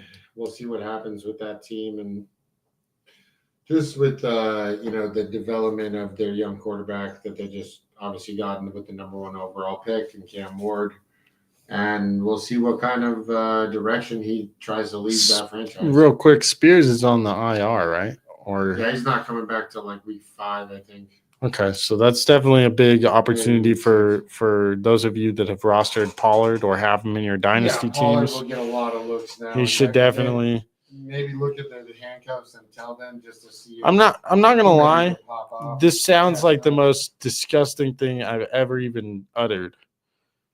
And maybe I shouldn't even say it, but Tyler Lockett could be a little bit sneaky. I feel like he's potentially maybe got some juice and he actually has a quarterback. With that receiving core and that room, that team is just so. This division we talked about, it's kind of a division of just nasty and a lot of just not what you're looking for in fantasy. Not a lot of certainty. I mean, even as there's definitely players on each of these teams I would like. It's not that I'm saying that. Yeah, and even as an NFL fan, though, like you got as those teams, like some parts of these teams maybe make you feel great. Yeah. Other parts of these teams maybe make you feel awful. So it all depends on your perspective, where you stand. But Cam Ward is the last time I checked the highest or the best odds for most picks in the year, though, because he's likely going to start the whole season and be the most fresh. I would say honestly, it's a shame to me because I feel like JJ McCarthy should be there somewhere out there. I think McCarthy might be pretty good too, but it's weird that he's not on the top of the most picks list. I think the complete opposite. Really? Oh, I don't know enough about McCarthy, so very much game manager. Doesn't really turn the ball over. Oh, that's awesome. Doesn't really throw for high volume. I mean, you look at the team that he's a good game manager, though, like you said. Harbaugh at Michigan with Blake Corum at running back. I didn't know that. So that's they're running crazy. the ball all the time and playing defense. And he did what he had to do. He was not a bad quarterback. No, but he's not a guy that's going to be gunslinging, throwing picks like that. Like that's sure. Not. I mean, it could happen, maybe, but he's had a year. Only because I figured he's he's technically the youngest starting quarterback in the league. So he's younger than Cam Ward. Apparently. Okay, interesting. Yeah, I wasn't sure quite the details. Yeah.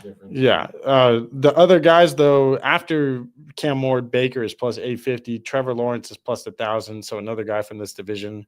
Darnold is plus 1,100, and then Geno Smith's plus 1,200.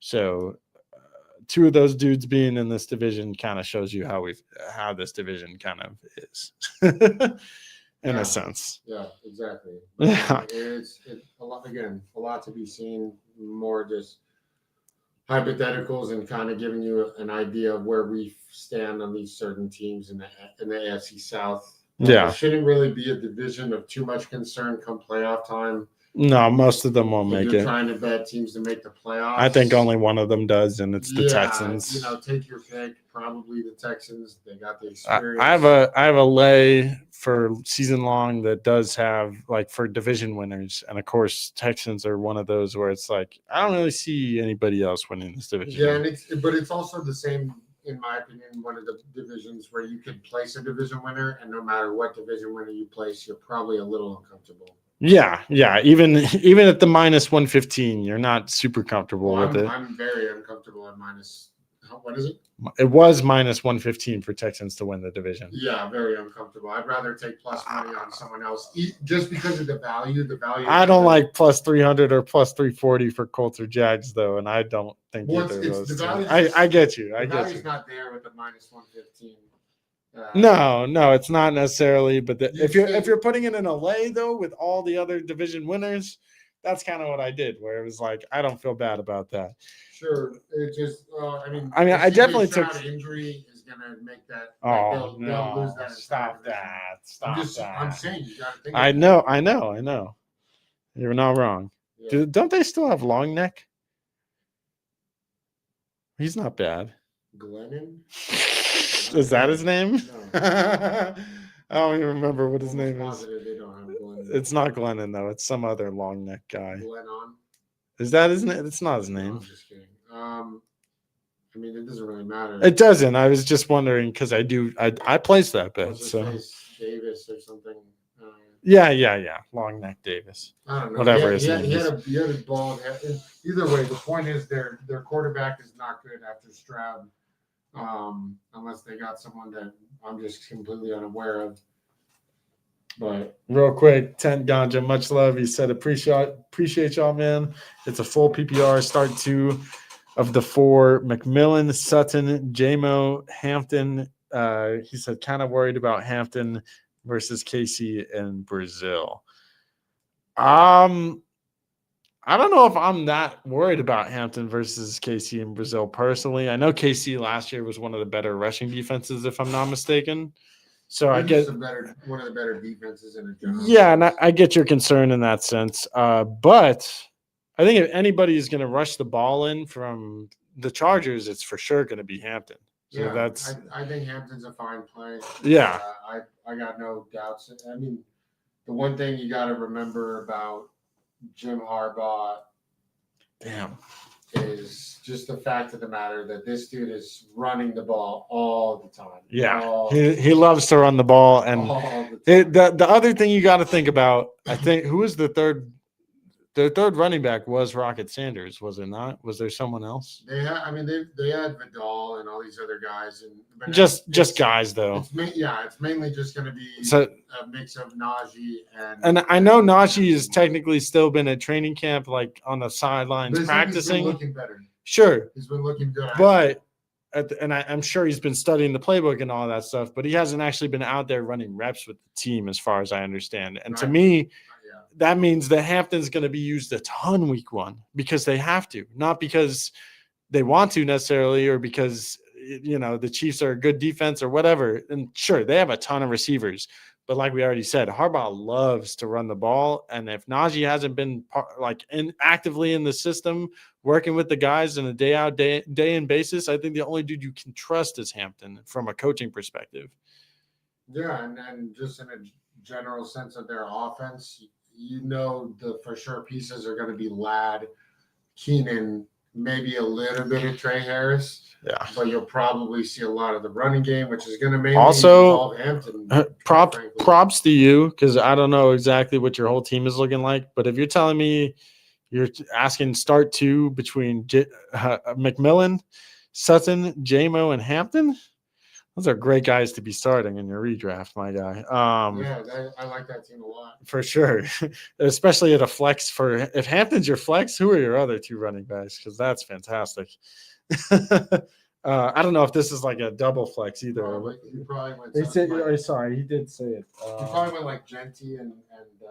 It's full PPR. He didn't say that. So, what would you do though? 2 of the 4 between McMillan, Sutton, JMO, and Hampton. That's kind of tough. Hampton for sure to me is probably one of the 2. Hampton is definitely one in my opinion.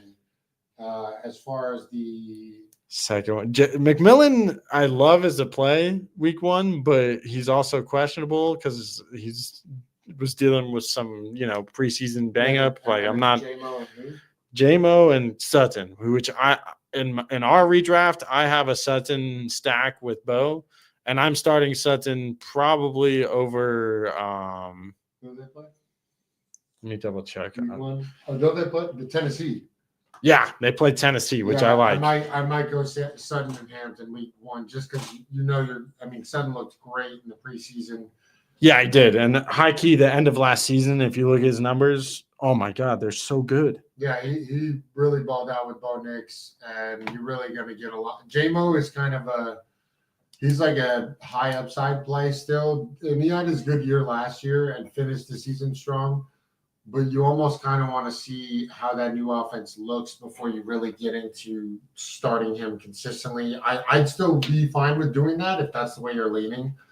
But I think we're going to probably side with the Hampton Sutton. We got, one guy that's been there, done that. Yeah, plus I'm not going to lie, the Green Bay line for the Green Bay Lions game is super weird, where Green Bay is the favorite right now. And in a game where the Lions are not a favorite, which probably won't happen a ton this season, I don't feel as comfortable playing JMO personally for whatever reason. That could be the sure that they might need to use him for one big play, but like that's I don't know. I'm trusting the targets, the consistency, maybe the they'll need him with Bo Nix, with Sutton. Yeah, I try. In terms of safety, that's probably the best and safest play is Hampton and Sutton, and they can still hit you with a peak for or a ceiling play too. Yeah. So those two are probably not bad. Personally, I'm starting Sutton over DJ Moore on Monday night against Minnesota, partially just because I feel like there's more people in that receiving room and just in general for points to be potentially taken away or sniped from DJ Moore, whereas Sutton. Again, has the alpha role. Seems like him and Bo Nix are on the same page and working well together. And again, so PPR format from last year, this is what it looked like at the end of our season from our league. Week 8 on against Carolina, 18.12. Against Baltimore, 24.28. Against Kansas City, 19. Atlanta, 14.8. Las Vegas, 29.7. Cleveland, 17.2. Indianapolis, 12.2. Chargers, 10. Cincinnati, 16.5. Kansas City, 20.8. There's not a week there that I just said from week 8 on that I would have been upset with Sutton. And I think even week 7, the week before, he might have got hurt early because against New Orleans, he literally had 0 points and 0 targets or receptions. So he's probably hurt, or their defense was probably dominating a bad New Orleans the entire game to where he wasn't needed. And the week before that was against the Chargers where he had 15.3. So literally from week 6 on, every game that he got a target, he had more than 10 points. You start Sutton, in my opinion. Yeah, Sutton and Hampton. Hampton, is getting the work, and Sutton is same thing. And it's hilarious. Secondary has nothing to me in my head that could stop a guy like Sutton. It's hilarious to me too because Sutton is not at all a sexy play. He feels like 5 years ago that he was like actually relevant. Which is funny because he's still. Last year he was a top 15 play. He's a good. But player. that's why he's to me why he's been a sleeper and why he has wide receiver 2, high wide receiver 2 upside. High key can kind of maybe border if he's healthy and him and Bo Nix really could get that going. You could maybe see him creep towards the top 15, top 12. Again, if he's capable of that kind of production. I think I got him in our 7th round in our home redraft league, which almost feels insane and like a steal, but it might be. But it just, I don't know.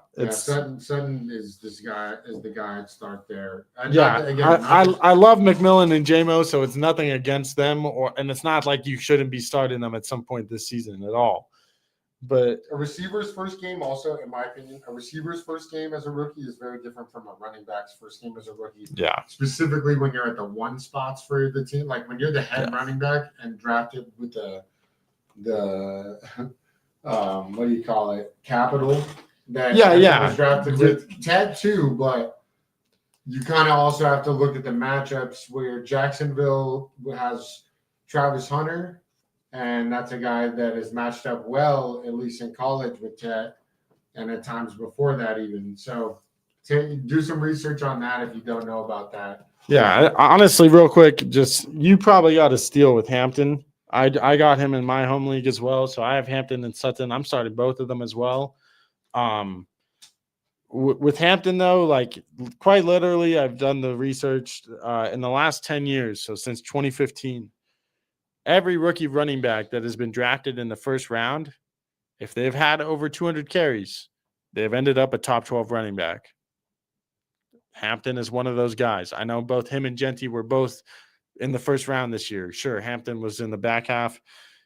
Dude, it should get every opportunity in the world. And honestly, with Najee's eye situation, there shouldn't really be too much fear. I get it. Sure, he comes back and he's a big part of the offense still because they did pay Najee. I personally believed in Najee up until the day that accident happened.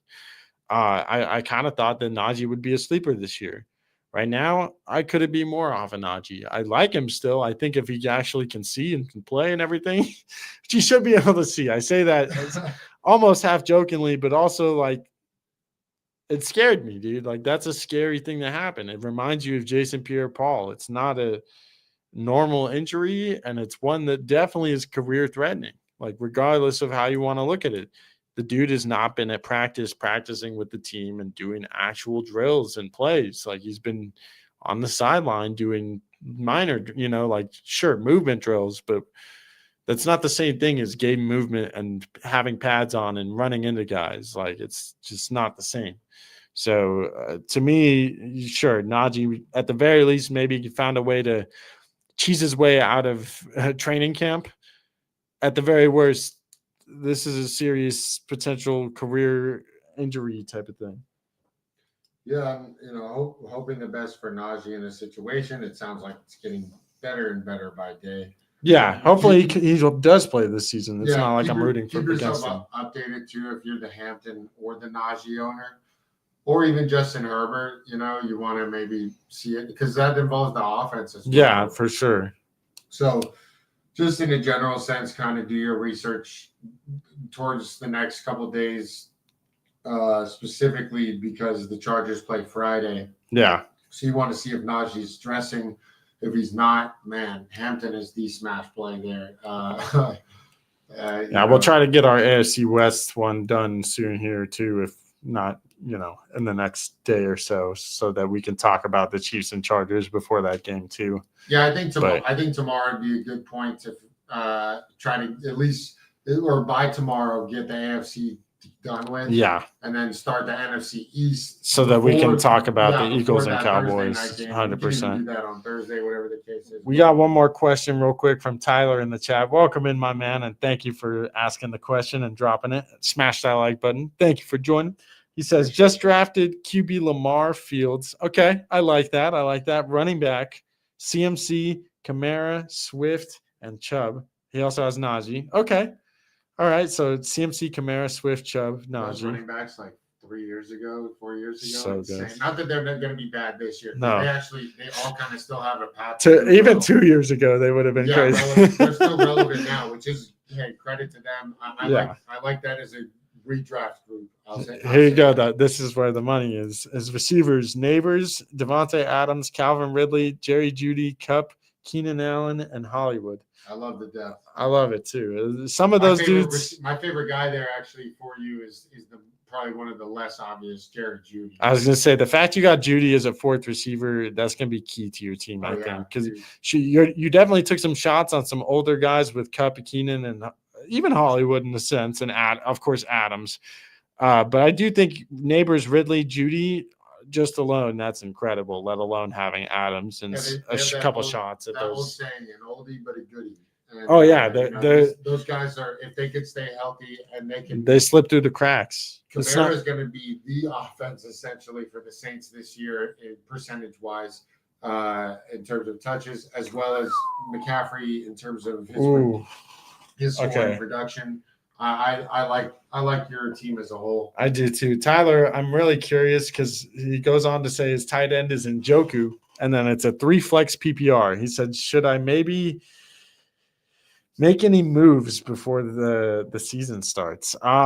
So I don't know how many people are in your league. That's the first question I want to ask is, are you in a 10, 12? How many people are in your league? Because if this is a 10-man, there might be some moves that you can make. I don't know if they're absolutely obvious or like steals or whatever. If this was last week or even a couple of days ago, I would have said maybe pick up Dylan Sampson. But this is today. If Quinshon Judkins is on your waivers, take a look because there's been some news that he could be coming back as soon as this week. I don't necessarily know if it's going to happen. Kind of a loose lead. Yeah. Because we don't necessarily. If he signs, though, he should be getting play, if not this week, by next week or the week after. So, you got to assume he's been at least learning the playbook. But he hasn't been running with the team. So, in my opinion, Judkins probably not going to even be playing this weekend just because he literally has not been getting ready with the team to play. Yeah, Ford and Sampson are probably good plays this weekend. Fantasy. Yeah, so even though I would love to tell you to get Dylan Sampson, you probably shouldn't, at least at this moment. It might be a great stash still. If you're betting this weekend, I love smashing that Dylan Sampson anytime touchdown. It's something that I personally have been all over, but again, bet responsibly. He says that it's a 10-man. Okay. So to go over You his said team again. three flex? Yeah, 3 flex. Lamar and Fields are his quarterbacks, which couldn't have better quarterbacks really there. Running back, he has CMC, Kamara, Swift, Chubb, and Najee. I'm So, starting CMC and Kamara. Which honestly, that could still win you a league this year. Yeah. That's fantastic.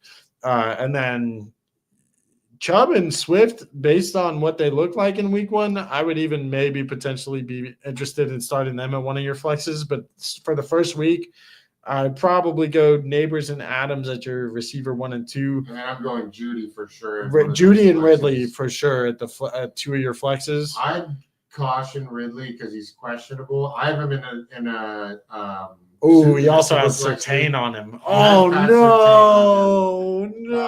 So that would be a little bit of a rough matchup potentially. Not that Ridley's not capable, he is, but it's just a tough. That's a tough opening game for any wide receiver, no matter who you are.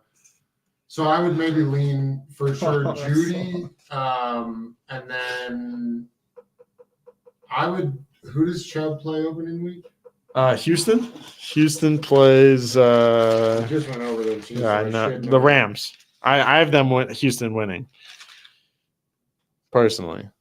Okay, and then what were his other receivers that you mentioned? Ridley, Judy, Kupp, Allen, and Hollywood. So I'm going for sure Judy at one of my flexes. I'm for sure going Swift at one of my flexes. I'd probably go Swift too. And then the last flex is just a debate between who you like, what matchup is better. Ridley or Keenan, maybe. I like Keenan. I think Keenan could be some cheese on Friday night. It's not one that I feel confident in. Yeah, but you probably see Stafford be like, look at my old buddy. There he is again. Wait, Stafford or Herbert. Herbert, my buddy tossing. No, for sure. Keenan's a good bet to get a touchdown too outside of Hampton. Yeah. Sheesh, he said, should he make any moves? Like, I don't know what your waiver wire is looking like, but Hollywood, I think, is a great bet this season, especially if he's healthy and with the first 6 weeks having no Rashee Rice there. Like, that definitely is a huge opportunity before the season and a couple weeks ago before he was questionable. Yeah, I mean, he still is. That's what I mean. Before he was questionable, though, I was thinking that he could have been a steal late in drafts. So I love your thought process there. But then as soon as he was questionable, it was like, damn, this is the reality of Hollywood Brown. It's like they have so many receivers. The dude's already banged up before the season even started. It was like, damn, like, I don't know if I even can trust that. And sure, it's still a great dart. I'm not saying that I don't even like him on your team. I actually love him on your team the way you structured it. It's more a fact of, is he going to help you? Like you said, is there any moves that I should make before the start of the season? And if anybody is probably droppable, it's probably Hollywood Brown. Yeah, and the other thing too is go look at your waivers. Oh man, who's there? Woody Marks, like we talked about. I was going to say because you have Chubb, I almost would highly recommend looking at Woody Marks. I don't think you need it because you still have CMC, Kamara, and Swift and Najee, but it's one of those guys I would keep my eyes on and maybe even roster instead of Hollywood just for the safety, because who knows, Chubb could, like, I don't even want to put this in the air, but pretty sure the last 2 times I've seen Chubb, pretty much he was either getting hurt or a former version of himself that got hurt again. Yeah, I think he's determined to prove something still. But and at the same love time, his body may not let him. Woody Marks is a good look. This is a complete deep league, like, stash or whatever, whatever you want to call this, and analyze it for yourself. It has to do with the Brown situation, Judkins situation. Definitely don't, like, if you have any one of those 3 running backs, Judkins, Jerome Ford, or Dylan Sampson. If you have any 3 of them, pay attention to the Judkins situation specifically first. If he ends up not signing with the team, the only other running back that is healthy on their roster is Raheem Raheem Sanders. Rocket Sanders. Yep. A release by the Chargers, which most articles and beat reporters and even some teammates that I've seen basically were surprised that Raheem Sanders was let go by the Chargers after it was probably more 53-man cuts than anything. And to put it into perspective, dude didn't even clear waivers. Another team grabbed him. Picked him up literally the first instant they could, which was the Browns. And that may show you a little bit of they don't know if you can coming back or not. We got this update today now. I'll tell you firsthand, I have Raheem Sanders in Dynasty, specifically off the fact that I've loved him since. I was to say he was a stud in college a couple years ago. 3-4 years. He was like 21 was like his first big year in college. Damn. So he came into college a little later in this, blew up in college a little later. He was super young and blew up, and he was ranked the top running back. I think he won that award or something in like 21. Okay. Yeah, he's a dog. And he did a transfer, played behind a really poor O-line, had still good numbers, and went undrafted, but in a running back class that's super deep. The thing I'm looking at is Jerome Ford, we know, has been the one guy that's been there. To me, he's kind of a bridge guy to where you can maybe use him for a few games. But he's not the answer. And it's not like they think he is. I would put my money on Raheem. If there's no Judkins specifically, I would put my money on Sanders and Sampson in no specific order, but Sanders and Sampson to end up leading that backfield towards the end of the year. You still see Jerome Ford mixed in here and there, but Sanders is a great option just because of the lack of depth that the Browns have now at running back without Judkins' situation being final. Yeah, and I'll go ahead and say real quick, like I've been the dude that's been putting the Sampson cape on since for months now. But I do think for sure he's primed, especially this week. If you absolutely need a running back to plug in this week, if Judkins is not signed or, doesn't seem like he's going to get much play this week, which I don't imagine he would. If you need a running back for strictly week 1 or a flex play, Jerome Ford. No, Sampson. I know that's the thing. Jerome Ford is projected like 15 on ESPN, and I get it. He could easily come in this first week because he's comfortable, and they're comfortable with him in the system. They ran it with him all year last year, pretty much outside of the few games Chubb came back. Like, sure, Jerome Ford could easily start the first week as the starting running back.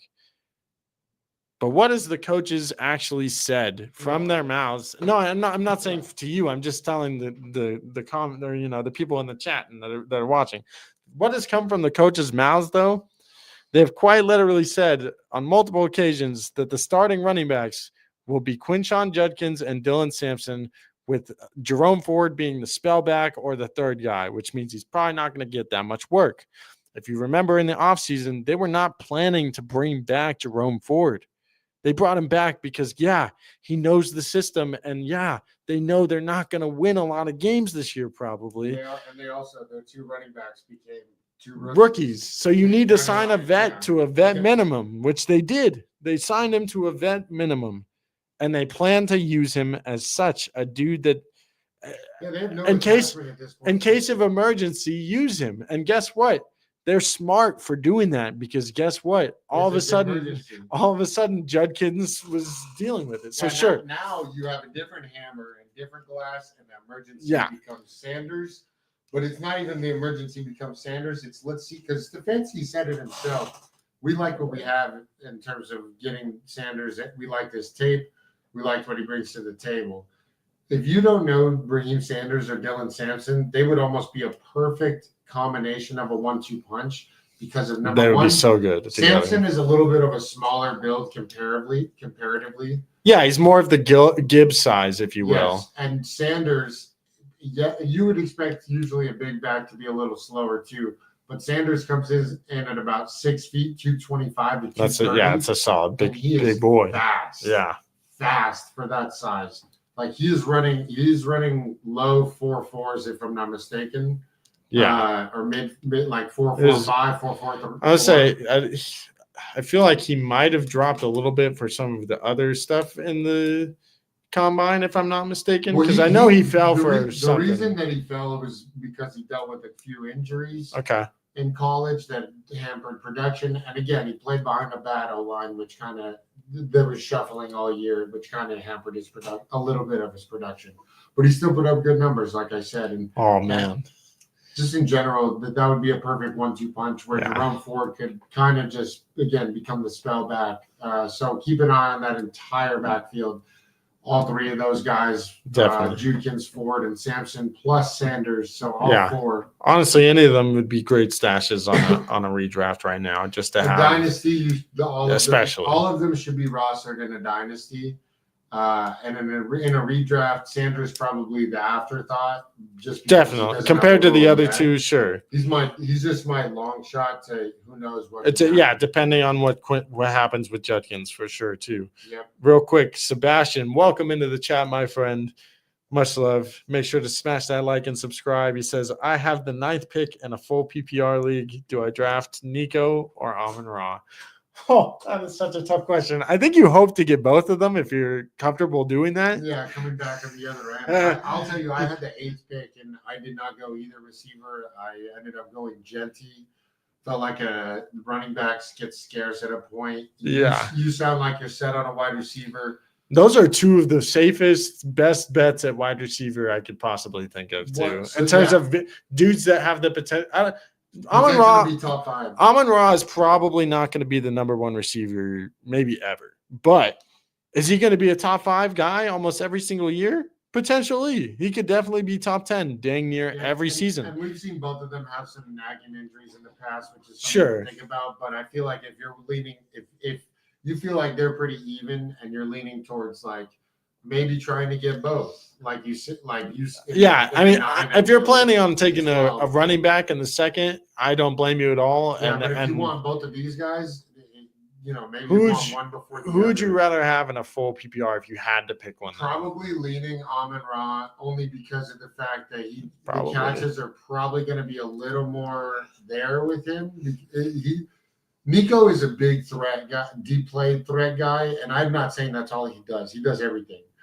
But in terms of his health in the past, combined with the fact that Amon-Ra is the target still, and just like he's the target in Houston, but sure, J-Mo could explode this year. It would scare me with the O-line of the Texans. Yeah, to have that's good. Supreme production with Nico Collins. I like Nico Collins. I would love to have Nico Collins on my team. I had the chance to draft Amon-Ra and Nico Collins because I was the 8th pick.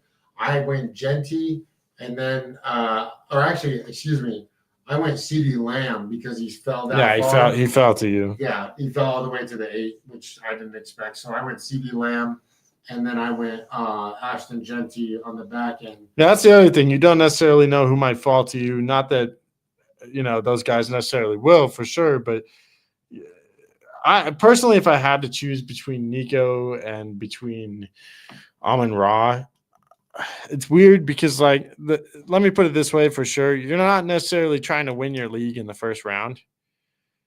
And in terms of the two, I feel like Amon-Ra is more of a safe guy that you feel like you could get 9 to 10 targets a week from, which is going to help you win your league. That's going to be probably the main basis of your team is Amon-Ra and whoever you get in the second. If you're getting Nico Collins, you're banking that he's going to be healthy all year, which you're kind of banking on that with every player, but he's had a history of injuries, so I bring that up with him. But I do feel like if you're going to lean Nico, it's because you're trying to win your league, because Nico could be the guy that ends up as a number 1 literal overall receiver. I don't see that with Amon-Ra. If I'm not mistaken, within the last 2 years, there was a point where Nico was. There's been stretches where that fool, like when he's healthy, easily probably a top 5 receiver in terms of fantasy production and what he's given your team. So again, if you're trying to technically win your league in the first round, which isn't necessarily what you're trying to do, but also between these two guys, Nico Collins is more of the home run bet, Where the more of the safe, secure, you're probably not going to go wrong with them bet is definitely Amon-Ra, even if Amon-Ra gives you some damn consistency. straight up. Yeah. That's why I'm kind of saying that. Like Nico for sure is going to give you consistency. So that's not what it's about. And he for sure could get even more targets than Amon-Ra. It's more about the fact that he has emergent like rookies that they picked this year, even though he definitely is the number one.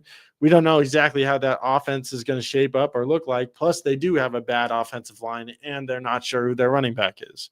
Yeah. Lions are a team you know for a fact are probably going to win at least 10 games. Yeah. And in that sense, you know Amon-Ra is going to for sure going to give you. Yeah, I mean, so the more for sure bet is definitely Amon-Ra. The home run bet, if you're trying to get a guy that could potentially end up as the number one receiver, then I would think of Nico. But to me, Amon-Ra is probably the pick, like you're saying. Sebastian gave us another one real quick. He said the Lions blew teams out and Amon-Ra didn't play in the fourth quarter of some games. That is true. That definitely did happen last year. I will say, in terms of change from last season, Ben Johnson has obviously gone to the Bears. He's their head coach. You might not see the same blowout. You might see a few. Yeah, they have a tougher schedule this season. Yep, that's the other thing. They have a number one type of schedule because they were a top seed. They were one of the top seeds in their league. They might have even been last season too, but I know for a fact their schedule is probably tougher this year.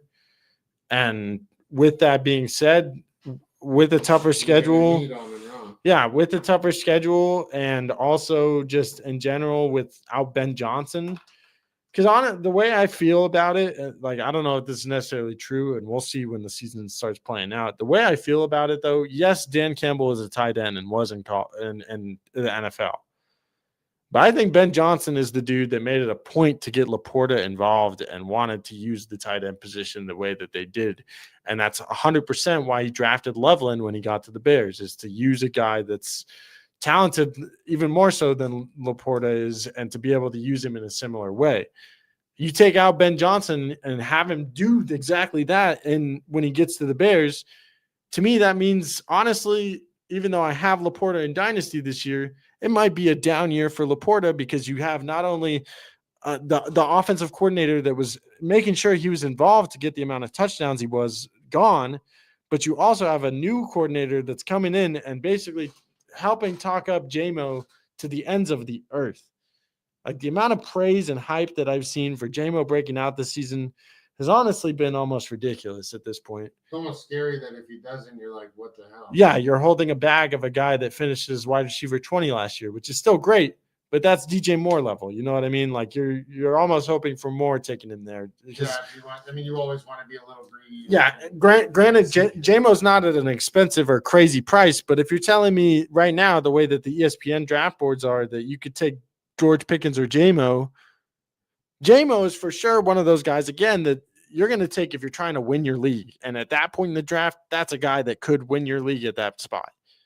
But George Pickens is a dude that with an upgrade in system and everything for that it looks like for him, there's almost no way he's not, in a sense, better. I don't know anything that George Pickens had at the for sure. The only one thing that was better for the Steelers was the defense, which has nothing to do with George Pickens. Yeah. So there's a lot of different. Literally, he's in a better situation in terms of as a receiver. Yes, and you got to pay attention to things like that. And so J-Mo for sure might win you a league at that spot.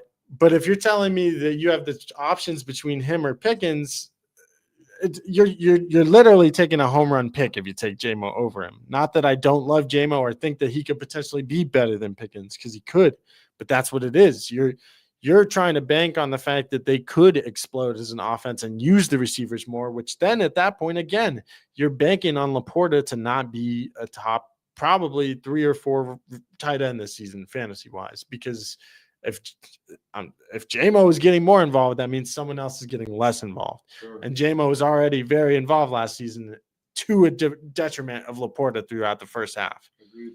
So, again, to me, it seems like J-Mo is a great pick, a great home run pick, but that's why he's up at in the range of other players that he is.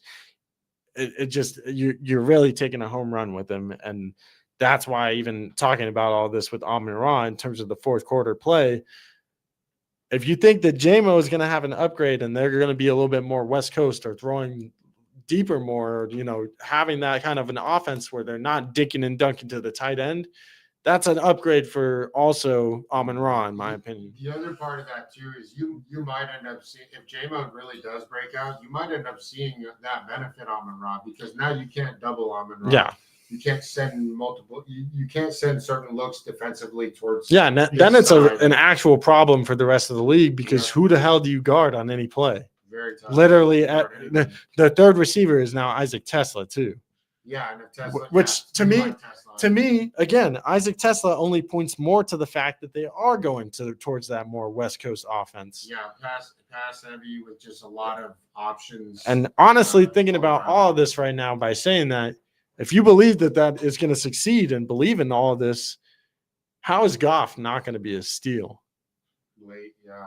Because if you have Amon-Ra too, like, never be mad about stacking that.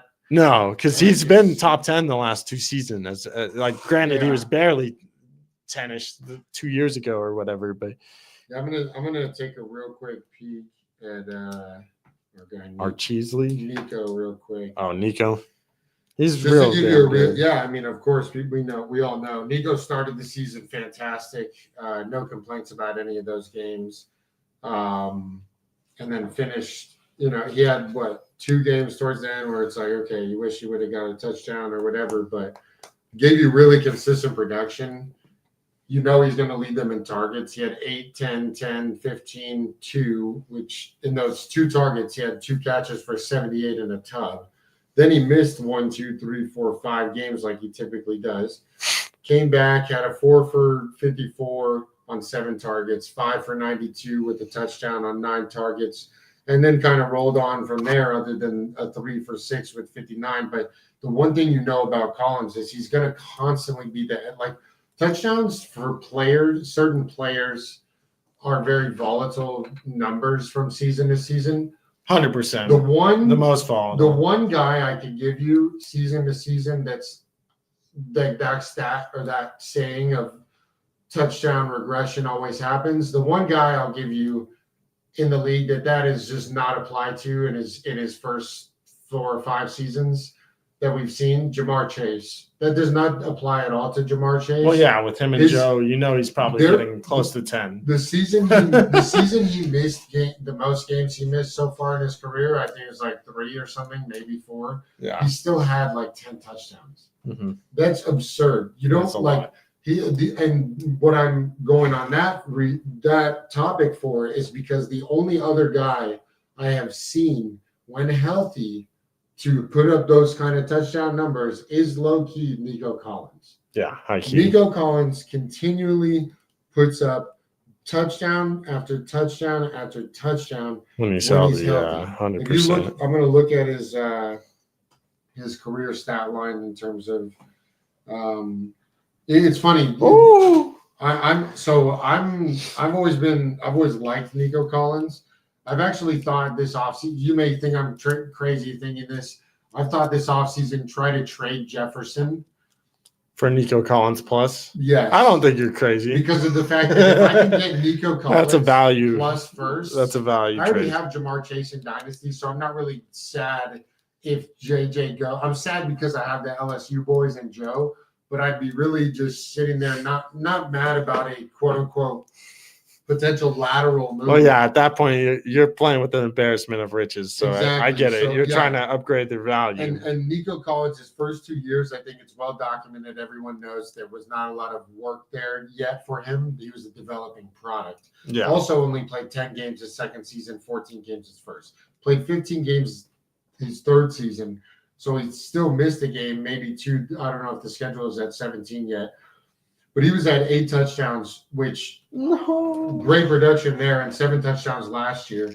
Consistently getting 109, 99 targets, and that's in 12 and 15 games. Over 1,000 yards in both years.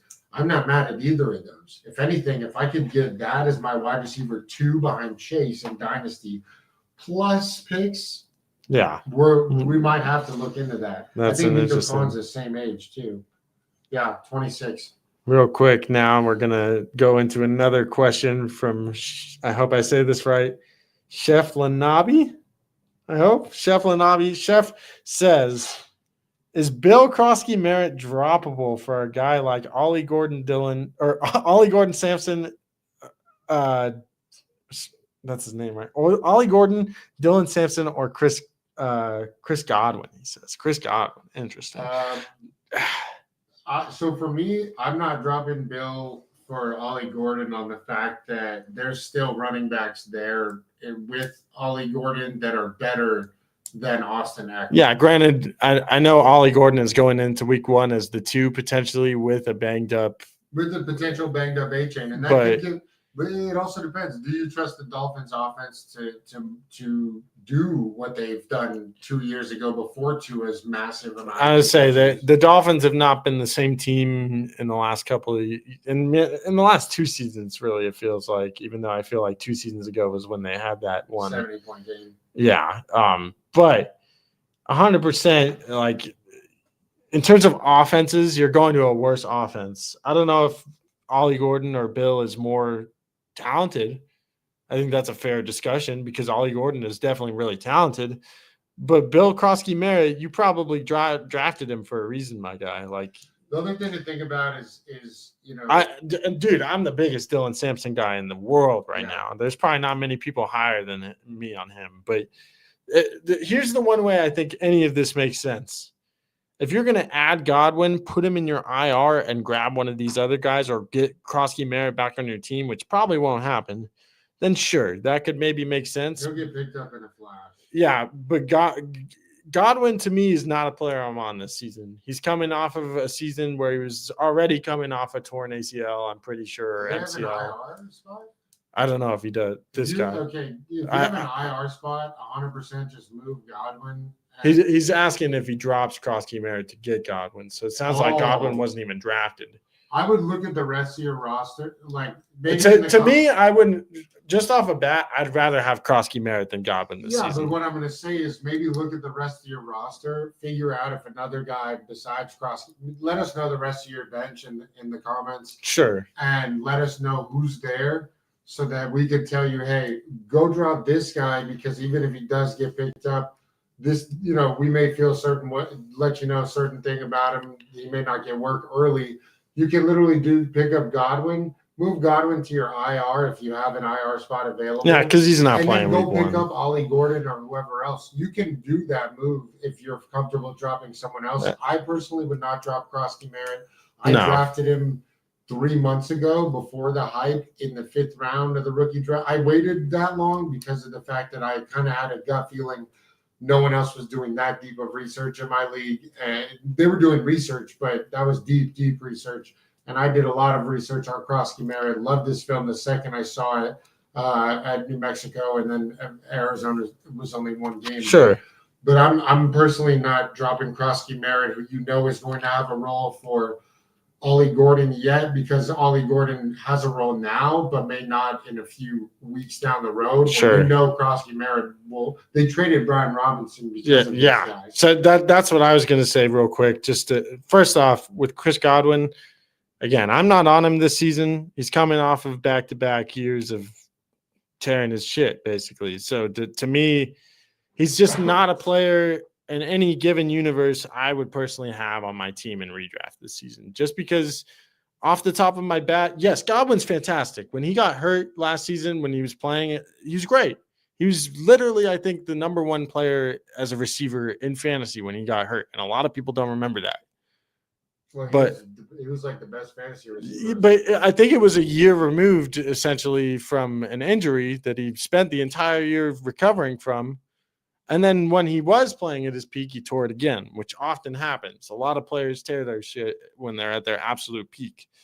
Not saying he can't come back from it or that he can't come back from it this season, because he could.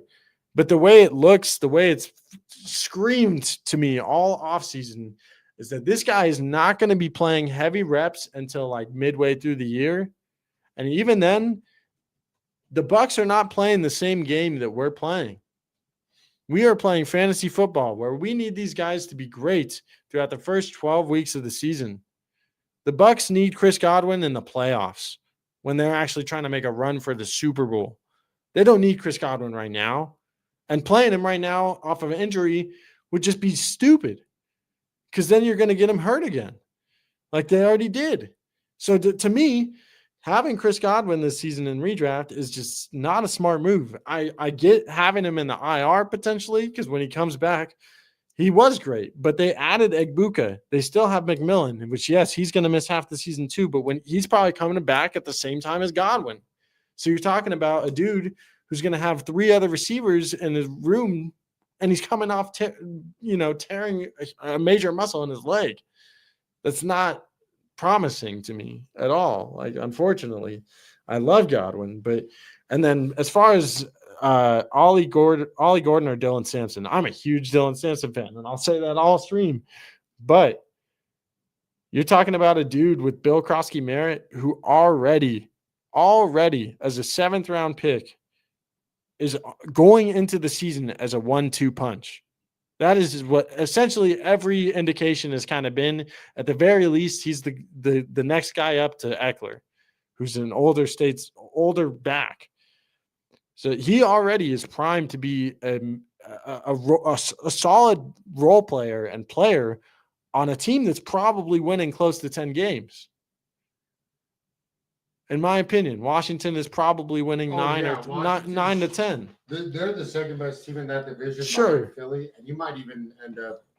They could win 11. Yeah, I think not necessarily in to win that division, but you'll see them sneak into a potential spot where they might have a chance. I think that happened almost last year. Yeah, and with James Daniels, a new group, a fresh running back in Krosky Merritt.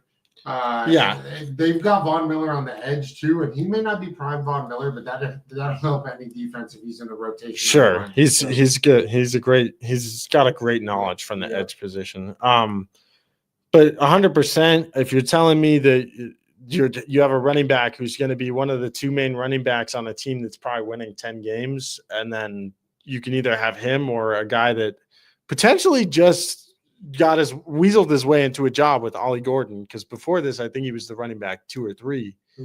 Ollie Gordon. Jalen Wright was ahead of him. Yeah, Jalen Wright was there, so he was running back 3, and Ollie he's kind Gordon of just got drafted this year, so it was late. And there's been a lot of promise and like within the last couple of weeks, especially because of A-Chain's injury and then Jalen Wright getting hurt. So Ollie Gordon's been jumping up draft boards and jumping up on everybody's radar because, he's a talented running back. By the way, shout out to a guy in our league, Harlem, my boy. He definitely was on Ollie Gordon. He's been on Ollie Gordon months ago. I mean, he's before this. I say he probably watches more college out of anybody in our main dynasty league. So he's a college guy. He was on Ollie Gordon well before this hype. That has come with him now in the last few weeks. And as far as Dylan Sampson, I think easily he's one of the most underrated backs in this class, which is already one of the most talented running back classes I've seen in years. Breaking news, my bad. Breaking news. Please. We'd like to break something. Oh, no. It's not necessarily gigantic. Judkins? In terms of, no, but it does have fantasy implications in that division and at that position, funny enough. We do have some breaking news. Mike Tomlin names Pittsburgh's starting running back the featured runner, quote unquote. Jaylen Warren to start the season will be the featured runner for instead of Caleb Johnson, for the Pittsburgh Steelers. So we'll probably be seeing somewhat of a pass-heavy. I guess that makes sense because they just extended him. Oh, Jaylen Warren's going to be their lead back. That's a crusher in terms of Caleb Johnson's value. I mean, it'll hurt a little bit. I will say he still could take over by the end of the year. And they're not going to. I don't think they'll be getting Caleb Johnson Jaylen Warren red zone touches quite like that. I think that's more going to be Caleb Johnson's goal line type of deal. You might see certain packages with Jaylen Warren in it in terms of red zone, but he'll lead the backfield to start. I'm fully confident, though, that will not be the case by the end of the Sure. season. Yeah, me too. I just don't think he could handle a lead. Jalen Warren's good, but He's I a don't think good he's. I compliment don't think back. he's great. Yeah, good compliment back. Not going to be a lead back in my opinion. So you might even see them trade for someone. Keep an eye out on who maybe has 1 year left. This is their last year on their running back contract. The Steelers are a team that could go grab someone, and just because they have a rookie that's decent or Jalen Warren doesn't mean they won't stop to try to make more of what they. Yeah, no, they in a sense, if you're betting on Aaron Rodgers, you're going in all in. Which, like, sure, they're probably really going. Exactly. They're probably really going all in on 9 and 8, but that's 9 and 8 consistently. That's what they do. Also, gotta have a winning record. Also, if you tailed us or tailed me in the beginning of this podcast with the open bets, just to give you a live update, Dodgers were down 4-0 in the first inning, so that was looking pretty bleak. But like I said, Molzinski, not exactly. Yeah. A great pitcher, and it is 4-4 now, tied in the fourth inning. Beautiful. My other over of 7.5 in the Marlins and Nationals game needs one more run, and it's only in the fourth inning. Nice. So we're looking good there. As far as the rest of the lane, the Cubs game just started, bottom of the first. Athletics game as well, same exact. Get in your lays of the day, folks. Yeah. So again, if you missed the tail at the top of the show, or the lay at the top of the show, and you didn't tail it, that's all right. We'll have another one for you tomorrow, and we'll definitely be keeping an eye on what's going on here. Okay, we got another question. Yeah, real quick though to finish off with Dylan Sampson.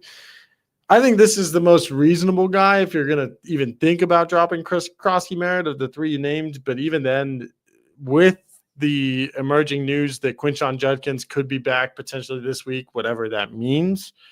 If Quinshon Judkins is back, he's definitely not. It means Sampson's definitely not worth as much as Bill. I love Dylan Sampson, and I do think he's going to be solid throughout the year. But you're talking about one of the worst teams in the league compared to one of the better teams. Yeah, to me, if you're ranking these guys in terms of who you would want, Bill probably at the top. With Sampson next. And then it's a toss-up between Ollie and Chris Godwin, only because of Godwin's injury. Do you believe Ollie can sustain the rest of the season? And also, do you believe Godwin can become anything like he was prior to his injury? And the question, though, we'll move on to Kyle Siebert Audio. Much love. Kyle Siebert Audio, yes. Love the name, too. Yeah, thank you for the question. That's going to be, he says, I have Josh Allen. Should I double flex Shakir and Coleman or Jacoby Myers and Ollie Gordon? That's an interesting one. I might actually do a combination of the two personally. I would go with whoever you believe in, more Shakir or Coleman. And then probably Ollie Gordon. Jacoby Myers is not a bad option. No. But you need to do the research for if he's going to even play week 1. I was say, I'm not going to lie. I was looking through just some of the waivers and the redrafts that I did over the weekend. And it was almost crazy to me because, like, it happened in, like, the last week. But then I saw, oh, there's Amari Cooper. Oh, yeah.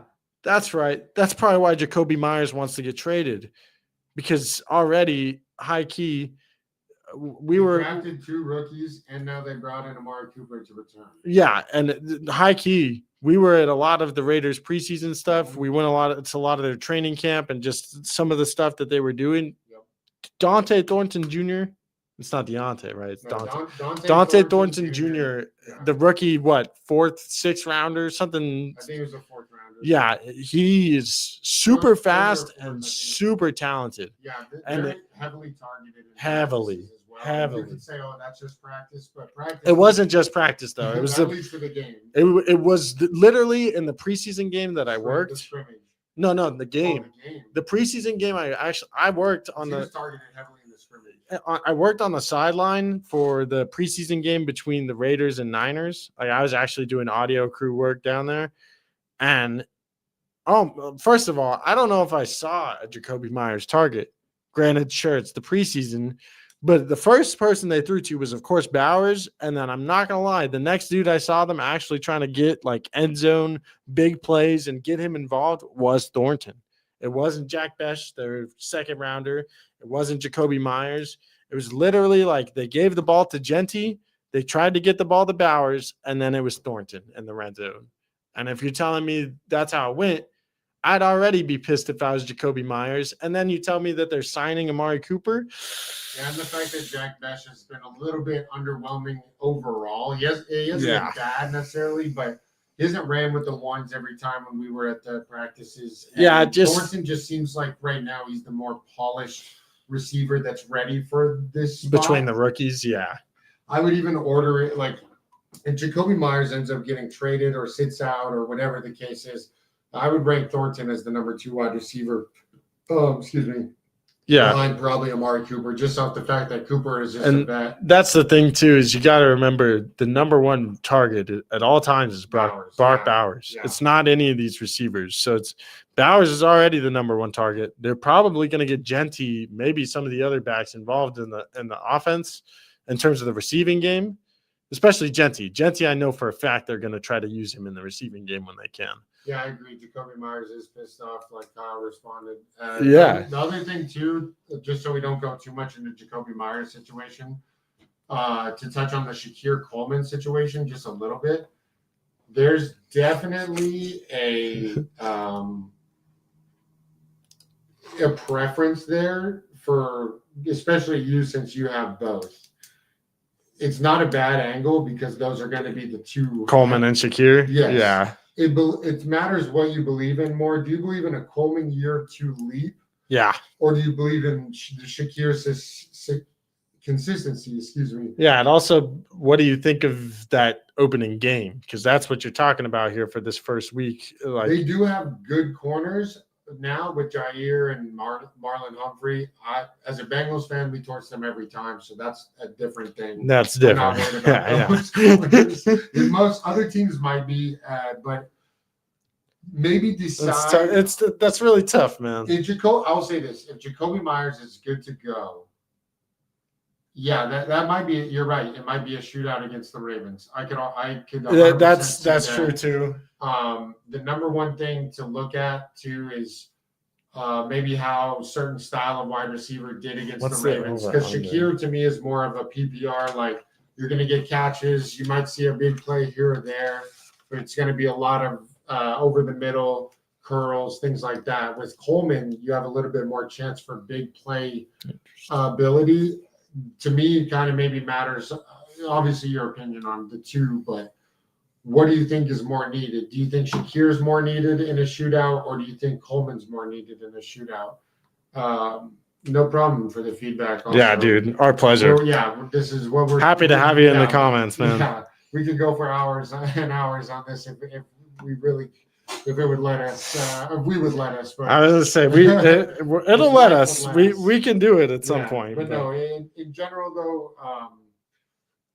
Coleman to me, I think I've told my brother this as just side comments and whatnot off air. Yeah, you think I think break he's out. primed for a year to. I'm not going to call it a super breakout or like a breakout, maybe a standard breakout. A step up though, for sure. A mini breakout. You'll probably see him touch 1,000 yards in my opinion this year. You're going to see touchdown regression from James Cook and from last year. That's almost going to happen. So you might see a few more of those go through the air to Coleman because he'll be a little more refined. And the one thing, too, with Coleman, if you understand from last year, his draft profile didn't profile necessarily as a guy that was going to explode right away. It profiled as a guy that had explosive ability. Yeah, and that might take a year or two. Yeah, yes, year or two for sure. Exactly. But you've seen plays of him going deep, making catches. That is a Sunday night game too, with the 52.5 over under. You just might see a Coleman explosion game that could, like, you might see everyone that either doesn't have him or Oh, you know, the whatever. over-under has gone down a little bit. It's 51 now. And that's the thing I said to watch, didn't I? Say to watch that a few videos ago, watch the over-under. Although it was at 51 last time. No, it was at 52 and a half. Now it's at 51. It was at 52 and a half when you looked at it first. We looked at it a second Okay. time, and it was at 51. And I said if it drops to 50 or 49, maybe the under. Okay. That makes sense. I agree. Both is an interest. So yeah, late bloomer for sure. And starting both, I don't think that's a bad angle. Especially They're both plus 185 to get a touchdown. So you might see them both get one because of the fact that they might need it. It's going to be a shootout. You also might see one catch a touchdown. Like you might see Coleman get a long touchdown for like 30 yards, and you got most of your fantasy points right there. And then you might see good other production from Shakir. I will say six too, for like 68, and you know. I like them in terms like if your options are Coleman, Shakir, or Jacoby Myers in terms of potential double flex or two of them at flex. I do think Coleman and Shakir have more upside than Myers in general. I agree. Especially in that game. Yeah, for sure. And then Ollie Gordon, I definitely like and definitely pay attention to A-Chain at practice. I'm pretty sure he was, if not in full today, definitely there and he was definitely at practice today. But definitely keep paying attention. Like there's a chance Ollie Gordon is the dude getting the most work, but that's really the only case that you start him probably over the other two. Over Shakir or Coleman, and even then, if there's some sort of like late week injury to A-Chain or whatever, Ollie Gordon has to be in your lineup. Just on the fact that they really don't have other running backs. Plus stacking it with Josh is, you already said it. Like if you have Josh Allen, that is another thing. It's a great double stack. I'm a big stack believer. You get the point either way. If he throws a touchdown to them, if it's 4-point passing, you get 10 points, no matter what. Yeah, to either one of them. Yeah, 10, and if you're in a PPR, you're getting 11. Yeah, just on that one throw. So. Yeah, which has nothing to do with the yards for either the quarterback or the. Yeah, and both of them could get a touchdown. Plus 185 is not even bad odds. The only thing that ever scares me with having a Josh Allen wide receiver is the fact that he runs touchdowns. Touchdowns all the time. It terrifies me every time. The same way the regression might come with James Cook rushing touchdowns, you could see a little bit in terms of Josh Allen rushing, because you might see them try to uptick the passing now that Coleman's in year 2, now that Kincaid's been in the offense a little longer. Shakir has an actual solidified spot rather than he was kind of a third guy they threw out there when they was. Yeah, he was trying to solidify it in a sense still. Now he's done so. So yeah, I could 100% see any. I can see both of them having potential a little uptick this year. I don't know if they'll be major. Josh Allen passing touchdowns is an interesting. I've seen it. So interesting. It's such a weird spot, but I do think if there's a year that he needs to uptick that, it is this year, because the second he does do that at another level, not that he hasn't. We all know he can pass for touchdowns and maybe even lead the league, but you could pretty much count on him to have even more success if he ups the passing, because then you have no idea what's happening. There's times where you almost might want him to throw. And currently, not that he's a bad thrower, but he's so dangerous with his legs. Yeah. That it's you rather try to get a pick off of him. Try to get him to make a mistake in a sense, which he's capable of doing. Yeah. But I don't mind the both of them angle that you're taking. It's kind of fun, in all honesty. It's a fun angle. I'm going 2 wide receivers from the same team in my dynasty. So I wish him the best for you, dude. If either one of them scores, I'm gonna be hyped for you. I hope. Honestly, we're gonna be watching that game now. Definitely. And we'll watch. We're already watching anyways, but we're gonna be watching that game. Friday and Saturday I work, but receivers. Yeah, no problem. Thank you. Yeah, dude, for real. Real quick, just in terms of the season long, since we're still going, there was a news thing I just saw today that Jackson Dart has moved up to the second quarterback. QB2 ahead Yeah. of Jameis. So and Which is hilarious because they said they're not trading Jameis. So to me, that tells me the most movable QB for them is Russ. Yeah, you got to see what you have from Russ, and then you either get rid of him and get Dart the chance. And part of the reason I bring this up, though, and with the whole season long thing, we talked about Rookie of the Year odds a little bit, and I think in our last stream, last time I checked, Dart was still plus 2,500. No, I think it was 25,000. The 2,500.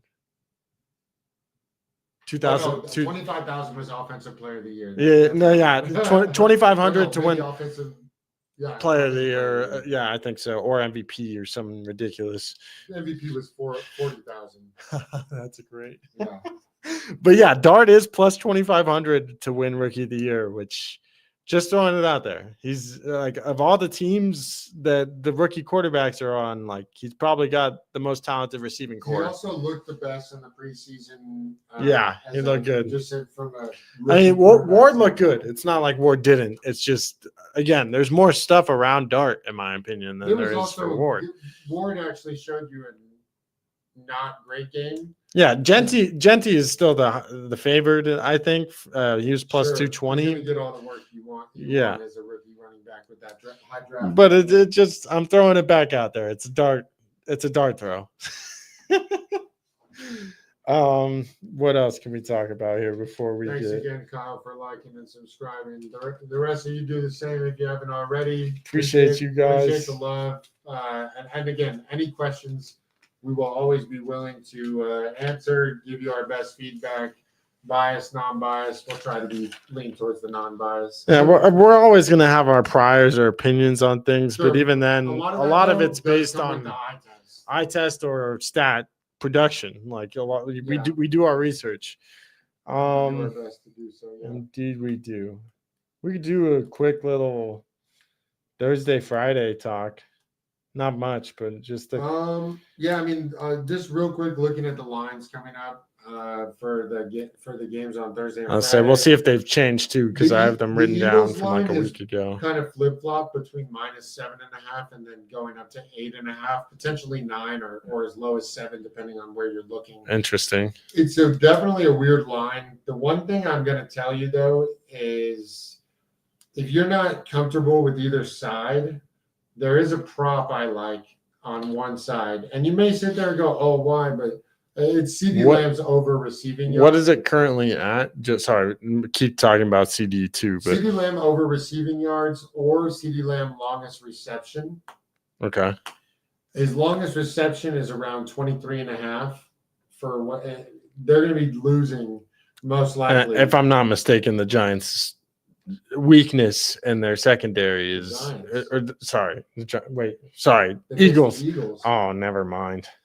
I still had Jackson Dart on the mind, and I was thinking about Dallas. That's the Eagles. The Eagles secondary is real good, but yeah, I know. I would smash. It's good, but the CD's done his thing. Sure, of course. It's not like he's not a best receiver, one of the best receivers. He has Pickens on the other side. You're not going to be able to double team CD. I like his over for receiving yards or catches, whatever you want to do that game. In terms of a side, I lean Philly just on the fact that they're better. They may Super Bowl hangover is always possible, but against Dallas, who just traded their best player. I was going to say too, I think the line did maybe move after the Parsons trade, because I think initially it was -7. I don't know what it's at right now. -7.5. Okay. On what is that? DraftKings. Okay. Yeah. And the over/under was 46.5. I don't know what it is. 47.5. Okay, so it's moved up because probably Micah is not there. Yeah, and because Again, that's on DraftKings. It's going to be right around that same number. I'm real quick looking on Bovada. That number is also at 47.5, and it's at -8 towards the Eagles. So, it's an interesting game, divisional, but Eagles have been dominating that. It's kind of it's almost too easy to just pick the Eagles there. That's why I kind of lean the CD prop. Yeah. And it's almost you almost get worried about taking a Saquon prop because I like Philly, and Saquon. Anytime is so scary to me because anytime he could get sniped by the tush push. Yeah, but if you want, what I would do is personally if you want to tease those games together, the Friday and the Thursday game, have a little fun before the big Sunday starts. With the Eagles, Dallas, Chargers, Chiefs. Yeah, I would probably tease the Eagles and the Chargers, however many points you want. I'm not saying the Chargers are going to win, but they are. They're technically the home team. Aren't they plus 3.5 right now? They're plus 3 on Bovada, maybe 3.5 on other places.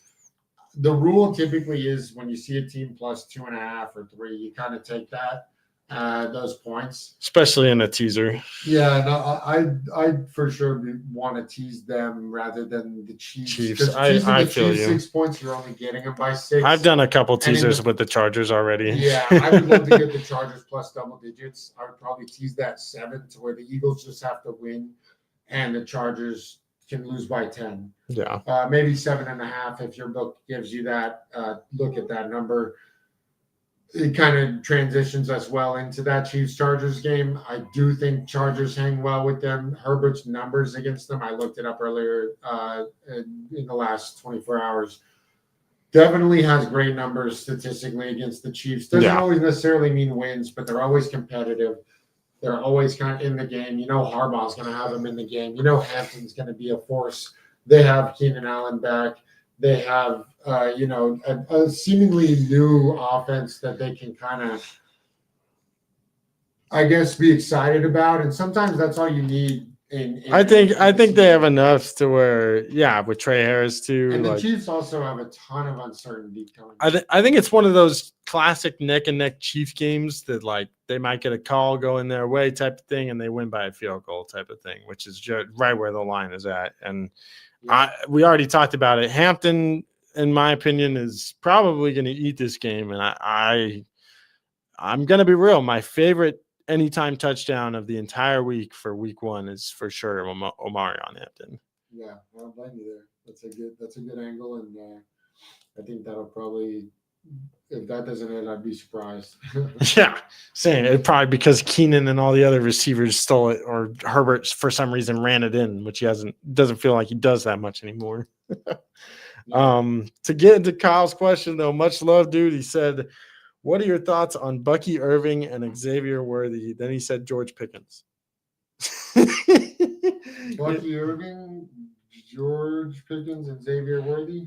We'll start with Xavier Worthy and Bucky since he asked about those first. Bucky Irvin and Xavier Worthy. Worthy is an excellent one to ask because he's a tough player for me to kind of truly expect. I don't know what his peak truly is this year. It's a perfect transition to Worthy too because we just talked about the Chiefs game. Yeah. And the fact of the matter is, Chiefs wise, you don't always know who the wide receiver is going to be. Worthy's going to have the ball. Since Tyreek left, and really with the decline of Kelsey as well, we have no idea the past couple of years. They spread it around. Yeah, and that's really Mahomes is good at doing that, and it almost makes their offense a little more unpredictable because you don't just have Tyreek and Kelsey to throw it to every single time. And as far as that, pretty much. Yeah, and again, we think there would be a role for sure for Xavier Worthy, but I think he's potentially one of those guys that could be in line for one of those Keon Coleman step up year 2 type of thing. Yeah, and that's a big, big ESPN has him projected 17 week 1, which I get because Rashee Rice is definitely missing the first 6 weeks, which also is a huge bump to Worthy's production and what he will do. And I definitely Worthy's when Rice comes back. Yeah, and Worthy's a huge bump in terms of compared to Hollywood too. He's got the youth and the edge, and he's just as fast, if not faster. He's the fastest 40 ever. Was Xavier Worthy? Right there, yeah. Yeah, so I mean, he definitely is capable of a year 2 breakout. Bucky as well. Bucky already had an incredible first year.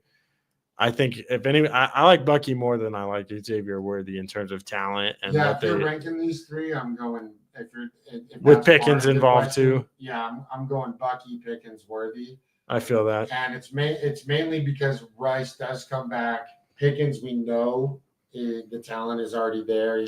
Bucky has the most upside out of any of those guys to be a top 5 at his position. If not, top 10 is more realistic. The one way I will say there is a way Pickens becomes top 10. And It's not that he couldn't. It's quite frankly if CD probably got hurt, or Sure. if it's just such a dynamic duo like T and Jamar, Yeah, it opens up. where you're sitting there like, we can't stop anyone because who do you choose? You can't. Yeah, and at that point, taking Dak is probably a great option if you believe in that. Which I don't blame you if you do this I'm season. probably Pickens' #1 fan. I love George Pickens. Always have since. Yeah, you definitely are. You are absolutely the biggest George Pickens fan. You are the only person that I absolutely know in the entire world that would trade 4 firsts for George Pickens. So just for context, I did that because I had so many firsts, and I ended up getting Justin Jefferson for like a cheaper like. You got Jefferson for a cheaper price, but it definitely 4 firsts for Pickens is a lot. Yeah, it was granted, it was way future, like 28, 29, or no, 30, 31, and things like that. So my team is win now. Pickens is quite literally a top like 5 wide receiver talent. If you're talking about he's really talented. He's so talented. He's got that mentality you want for a receiver, even if he's a little bit insane, but definitely in a good way. I love that Green Bay defense or Arizona question because I actually have that same dilemma in my home league. That's a great question. I drafted Packers D because of the fact that they got Micah Parsons and they could be a decent unit. Season long, I'd much rather have the Packers. Yes, but for week 1, 100%. This is your question, week 1, just like my dilemma. 100%, I'm starting Arizona over New Orleans. Because Rattler is not putting out more than 20 points against any defense. I'm sorry, and if he does, it's probably because he got some help from special teams. And it'll probably be 24. You know. Yeah, and it's one of those things where yeah, exactly what you did is what I did. Draft Green Bay. Lean on, waiver for Arizona week 1. Yeah, that's a smart idea. Week 2, I was looking at my league already in certain leagues for defenses for the following week. And if you want help on that, just early, get ahead kind of thing.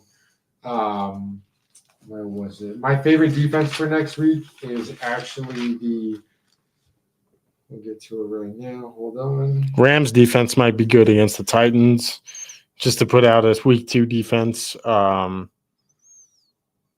Arizona plays the Panthers. I don't really like that, though. Week 2 defense, my favorite defense is the San Francisco 49ers against the Saints, of course. The Saints. Yeah, of course.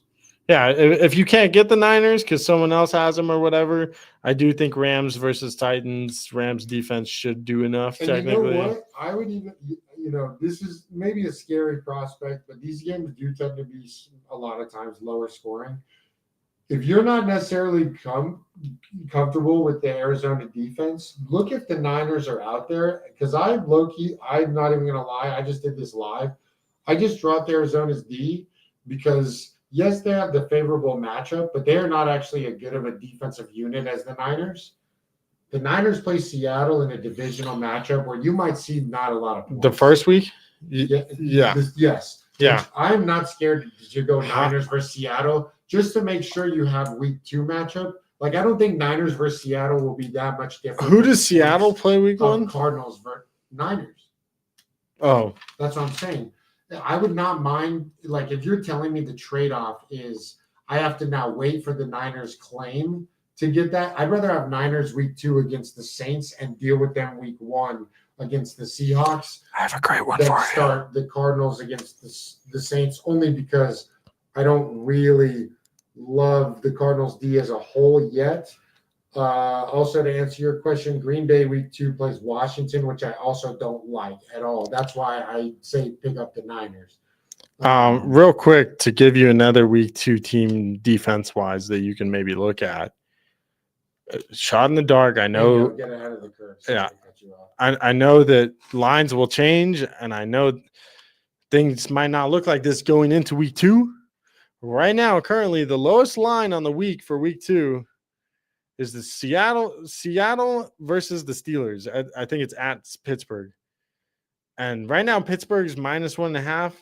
I call dog shit. excuse my language. There's no chance Pittsburgh is winning that game in a 41 and a half Where is over it under. at?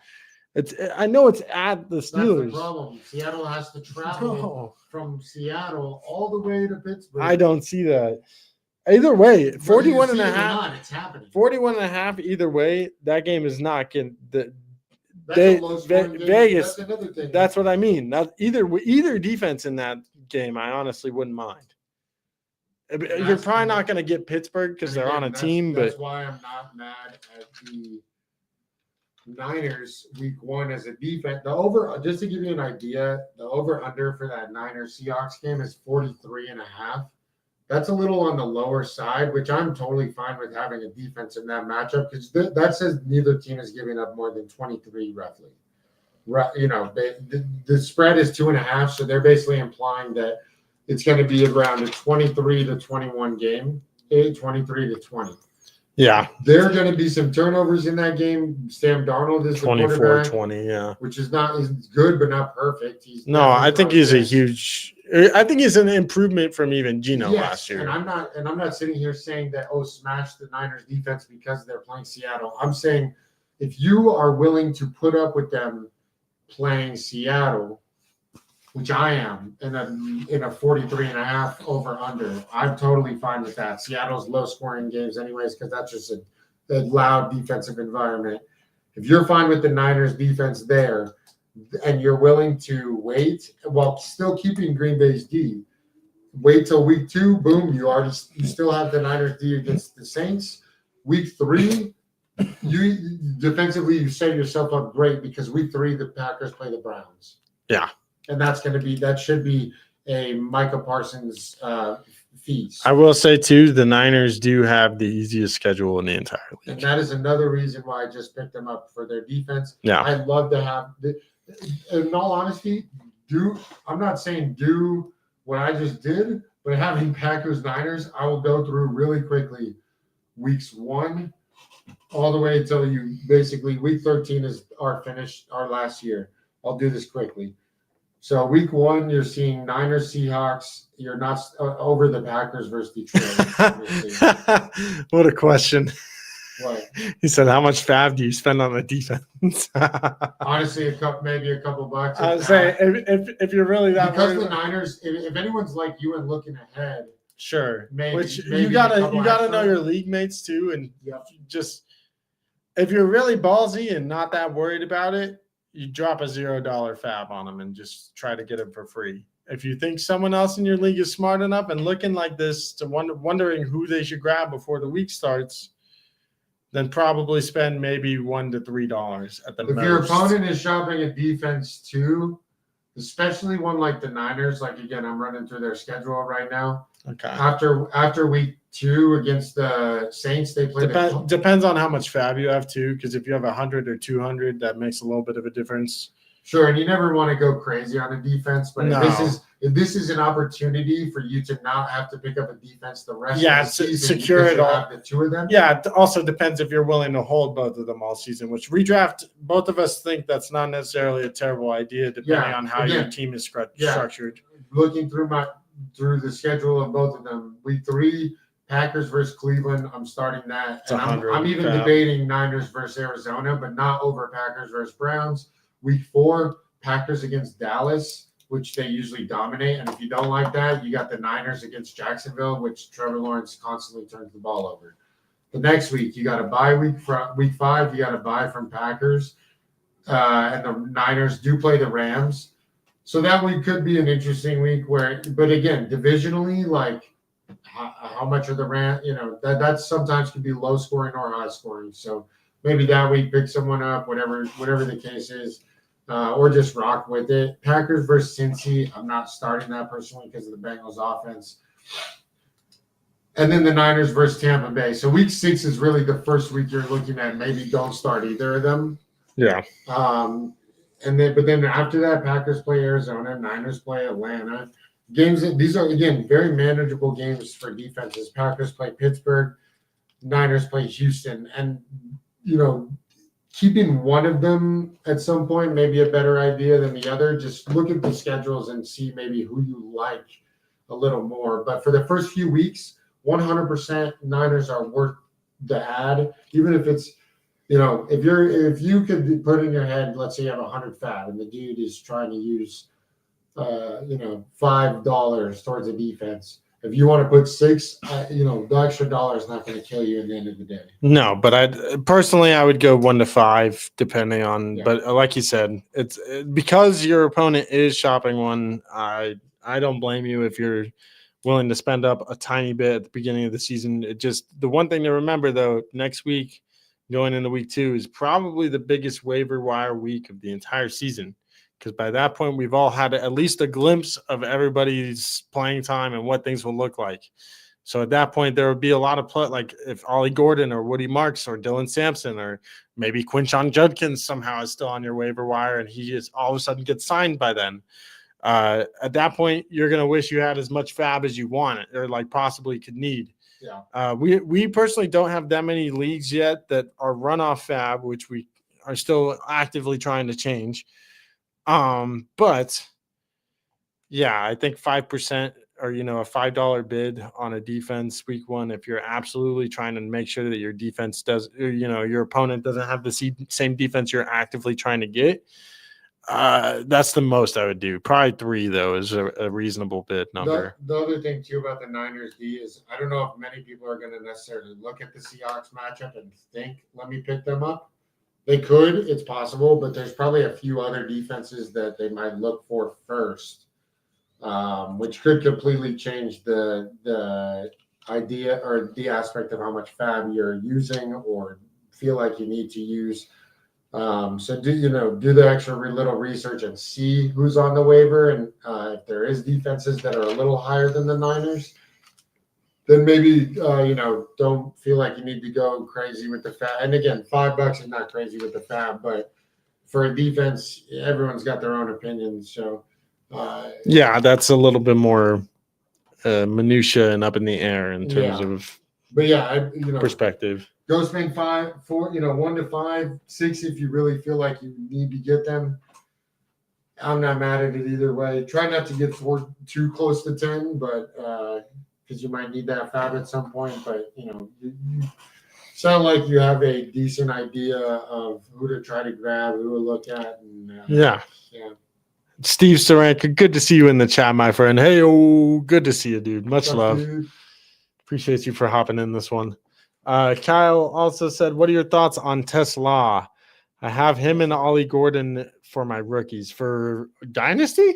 That's great. I love them both. Real quick, because I know that you were asking about Bucky Irving. If you want a full perspective on Bucky Irving, I'll tell you this real quick. I love Bucky Irving. He was like the way I loved Dylan Sampson. I loved Bucky Irving last season. I drafted him in the 3rd round of our rookie draft. I fell in love. Watching him throughout the season was incredible, and it was hilarious to see the almost Chuck Norris like memes of just like Bucky Norris or Bucky Norris is the GOAT. Yeah. But straight up though, it was like Bucky Irving's great, man, and the hype wave has been awesome to watch. If I'm being 100% honest, he's one of those guys that screams to me in terms of dynasty. He's probably going to have a 3-year peak of absolute greatness of where you're going to be like, I love this guy. But then he's going to burn so bright that by that 3rd year, going into year 4 and 5 of what could have been his career or what could be, we're going to almost be like, damn, you remember Bucky Irving? And that's the way that I feel his career is unfortunately going to go, because running backs usually burn very bright when they're his size and as talented as him. But then he's going to be used so much probably this season. And that's the thing. I'm not telling you to be worried about him this season. And when you asked about him, I didn't even want to make that seem like I was, because I am not at all. There should be almost no reason that Bucky Irving is not a top 10 running back this season. High key. Yeah, Bucky's primed for another good year. I think the worry becomes how much usage he potentially gets this year, and what that. Yeah, you don't want to necessarily see him become like a Phillip Lindsay where you just kind of fade out after. I don't necessarily even think he'll be necessarily Phillip Lindsay at this point. He's actually a talented running back. That's the thing. He's hyper talented for sure. So it's. I still think he's for sure a top 10 running back. So that's all you need to know in terms of redraft. They seem like they like him and they're pretty invested in him. But down in I did probably trade him. I don't know about low because I probably traded London lower than Bucky, if I'm being honest. Unfortunately, stupid move. But Bucky Irving, though, I did trade for I got Chris Olave low and then got a pick that I traded it to lead to more picks in the future because I packaged it in a deal that led to a bunch of stuff. But essentially, I got Chris Olave, a bunch of picks, essentially, and I got Loveland in the draft, basically for Bucky Irving. And I traded part of the other picks. I traded away Christian McCaffrey too, but that's beside the point. I got a bunch of picks for Bucky Irving, and I got Chris Olave and Loveland, which to me, I felt like I was buying low on Olave, who, if his team, like I think, is probably going to be the worst team in the league, by next year he could actually have a good quarterback. So yeah, and I'm a big believer in the guy your questions about Tesla and Gordon. I like both of them. I think Tesla can easily just fit right there in the and with either a slot or outside high key, you could put him or JMO, probably either. Yeah, exactly. Those three receivers can be very interchangeable. We'll get to the point too where we'll see a lot of probably wide, like multiple receiver pack. All four. Yeah, you'll see the three of them and Laporta just maybe even the three of them, Laporta and Gibbs, where they do a 5 wide. Which I've already heard Gibbs might be doing some slot work this year, which could potentially take away from some reps from Tesla. But I think the talent is absolutely there. He's on a team that's primed to succeed. If an injury happened, he would get a crap ton of work out of nowhere. Yeah. They have other receivers, but they're not really guys that are. Well, that's the thing. Yeah. A week ago, they had another receiver. I'm trying to remember, Josh Reynolds, or maybe it was something. No, Josh Reynolds is gone. Tim Patrick, another guy that's just like that. Yeah, they got rid of Tim Patrick essentially to make space for Tesla to actually get a ton of work or get more work and actually be on the field. So that tells me everything you really need to know is that he's talented. He's shown up and passed the eye test in preseason, and now he's going to have potential opportunity. Not a damn thing I said was points in a bad direction. No, you keep slow cooking those two in the crock pot. That's going to be a nice. They're going to be nice, especially the value at where you're probably getting them, either in rookie drafts or just we've talked about Ollie too. We talked about how deep picks like later in rounds or even pickups steals. Sometimes, yeah. Some of your league mates may not know about these guys. Some of them might, but in a general sense, they're usually great values and great guys to sit on, in my opinion. Yeah, high key. And I mean, the two of us have been all about the steals in the draft the last couple of years. I know you got to try to find them straight up. 2 years ago, I think I got Laporta with the second to last pick in our rookie draft when he was coming up. Last year, I got Bucky. This year, you for sure stole Ja'Cory Krosky-Merritt. Yeah, even in the past, I've had Antonio Gibson as a pickup. Yep. Ricky Pearsall, but that was he got shot and Brian Robinson I picked in the 5th round. Same thing with there's a lot of value to be had in rookie drafts sometimes if you do your research. Yeah, and if you're patient enough, like this year again, I took shots on Rashard Smith. I took shots on Merritt. Troy Franklin is a guy that I've really been we've both been on him, but because in my opinion he'll probably end up being the wide receiver too. That's a sleeper right there. Yeah, keep your eyes on Troy Franklin. Huge sleeper. I think he's going to end up being the wide receiver 2 for the Broncos. It's almost hilarious that you say if you're patient enough, because that's the other thing. The two of us have found absolute great rookie picks for quarterbacks the last couple of years. It's just in our dynasties, we literally already have I have Patrick Mahomes and he has Joe Burrow. So we even when we draft these great rookie quarterbacks that we're like, these dudes could be steals. A lot of times the way our rosters are, we don't usually have space to keep all of them with the other dudes that we find and grab. Yeah, so it's two guys I've drafted or picked up and ended up trading or dropping because of before they actually because you didn't have the space and not necessarily that you didn't have the patience, but more the space Based on my to roster. go with that patience. Yeah, I didn't. But two of them were. It's been Justin Herbert and Jalen Jalen Hurts. Yeah, Yeah. and I had both of them at some point, not at the same time, maybe at the same time. Yeah, last year I drafted Drake May late, and I have loved basically fantasy wise everything you could possibly see from him. And then this year I tried to grab my boy Jackson Dart, and I just at one point during the offseason I saw another. I think Baishal Tutin got dropped by you, and I was just like, oh, I kind of want to take the risk, and I dropped Jackson Dart, and this fool grabbed him the next morning. You're such a I like evil. Jackson Dart a lot. Yeah, I'm tempted to still get Shadur at some point, but I don't think Shadur is going to hit the same way that Jackson could at all. And if he does, it'll be.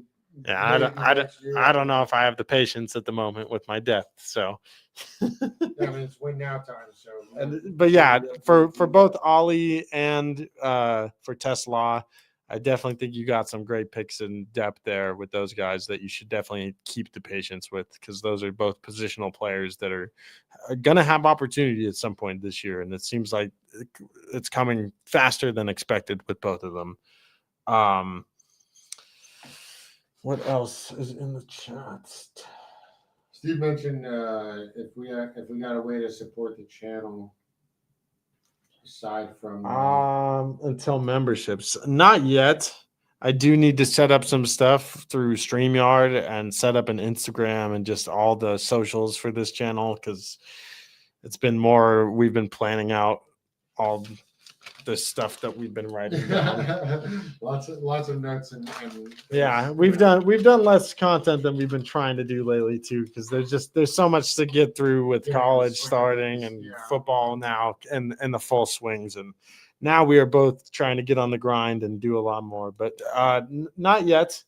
The best way is to tell your friends that are into sports and fantasy and spread the news, but hopefully soon there will be, and there should be some other socials out there soon that both of us are going to be trying to be on and run and ask questions for. We're going to be doing some shorts and different stuff. I know we already have a short up on this channel talking about Genty before I was going to all the training camps. Obviously, my thoughts have changed on that sense, and I still love Genty this season, so I don't know if they've really even changed a ton. But we definitely will have a lot more content coming, not only here, but on our other platforms soon as well. And definitely want to make sure that we are available to ask and answer questions throughout the season, because for sure. Hey, much love, Steve. Thank you for being in the chat, and thank you for being a supporter of basically all the stuff I do, man. You're a goat. All you guys, Steve, Kyle, everyone in the chat, everyone that's tuned in, you guys are great. Definitely going to have more content for you as the we're going to be cooking up just like Ollie Gordon and Tesla, so stay tuned. You're going to want to be patient and stick with us, just like you're going to want to stick with them, because maybe a little quicker at times than a slow cooker, but we'll be making sure something's getting cooked up over here consistently. We're always cooking up lays and bets throughout the season too, is what we're probably going to be doing here too. So, and given that kind of perspective on Thursday night games and stuff too, like you said, for that opener with the Eagles and Cowboys, it might be interesting to take some CD Lamb bets. Yeah, prior to game time, if we're able to, we might have a little live show to try to, get into either what we like for the game or, sit start questions, whatever the case may be. Yeah, I mean, I already have a whole bunch of lays and bets for this week that I'm probably going to do more of, unfortunately. Degenerate activities. Be smart. Gamble responsibly. Do what you need to do and get that money up. Appreciate you guys, though. We're probably going to get on out of here finally. We will be continuing this week with some more divisional breakdowns. We have a lot more to go through. And we definitely are probably going to be going over week one lays and things this week as well. I do work Friday and Saturday. I'm going to be doing the UCLA game against UNLV out here, actually. So I'll be busy this weekend on top of all the other stuff that we're doing. But there's no chance I'm missing the Thursday night game. if I'm off by the time the Friday night game starts, I can't wait. And we might even do some content this weekend, depending on whenever I'm free.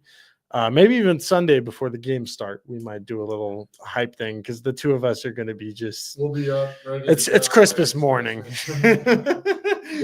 We'll probably start a show anywhere from 8 to 9 o'clock, and maybe earlier, depends. But we'll definitely have a show up that day, an hour or two before kickoff, just so you guys can kind of again ask any last minute start questions. Or if you want any details about anything, we can try to do our best to give you our insight. Yeah, and we'll stay up on all the injuries and things. So if you're interested on what's happening on that Sunday morning or want to be kept up to date, we're definitely going to be on top of it. Appreciate you, everybody. Just make sure to smash that like, subscribe if you're watching on the replay. We appreciate you. We'll see you in the next one. Thank you very much. And appreciate you guys. Good luck this week with week 1, everyone.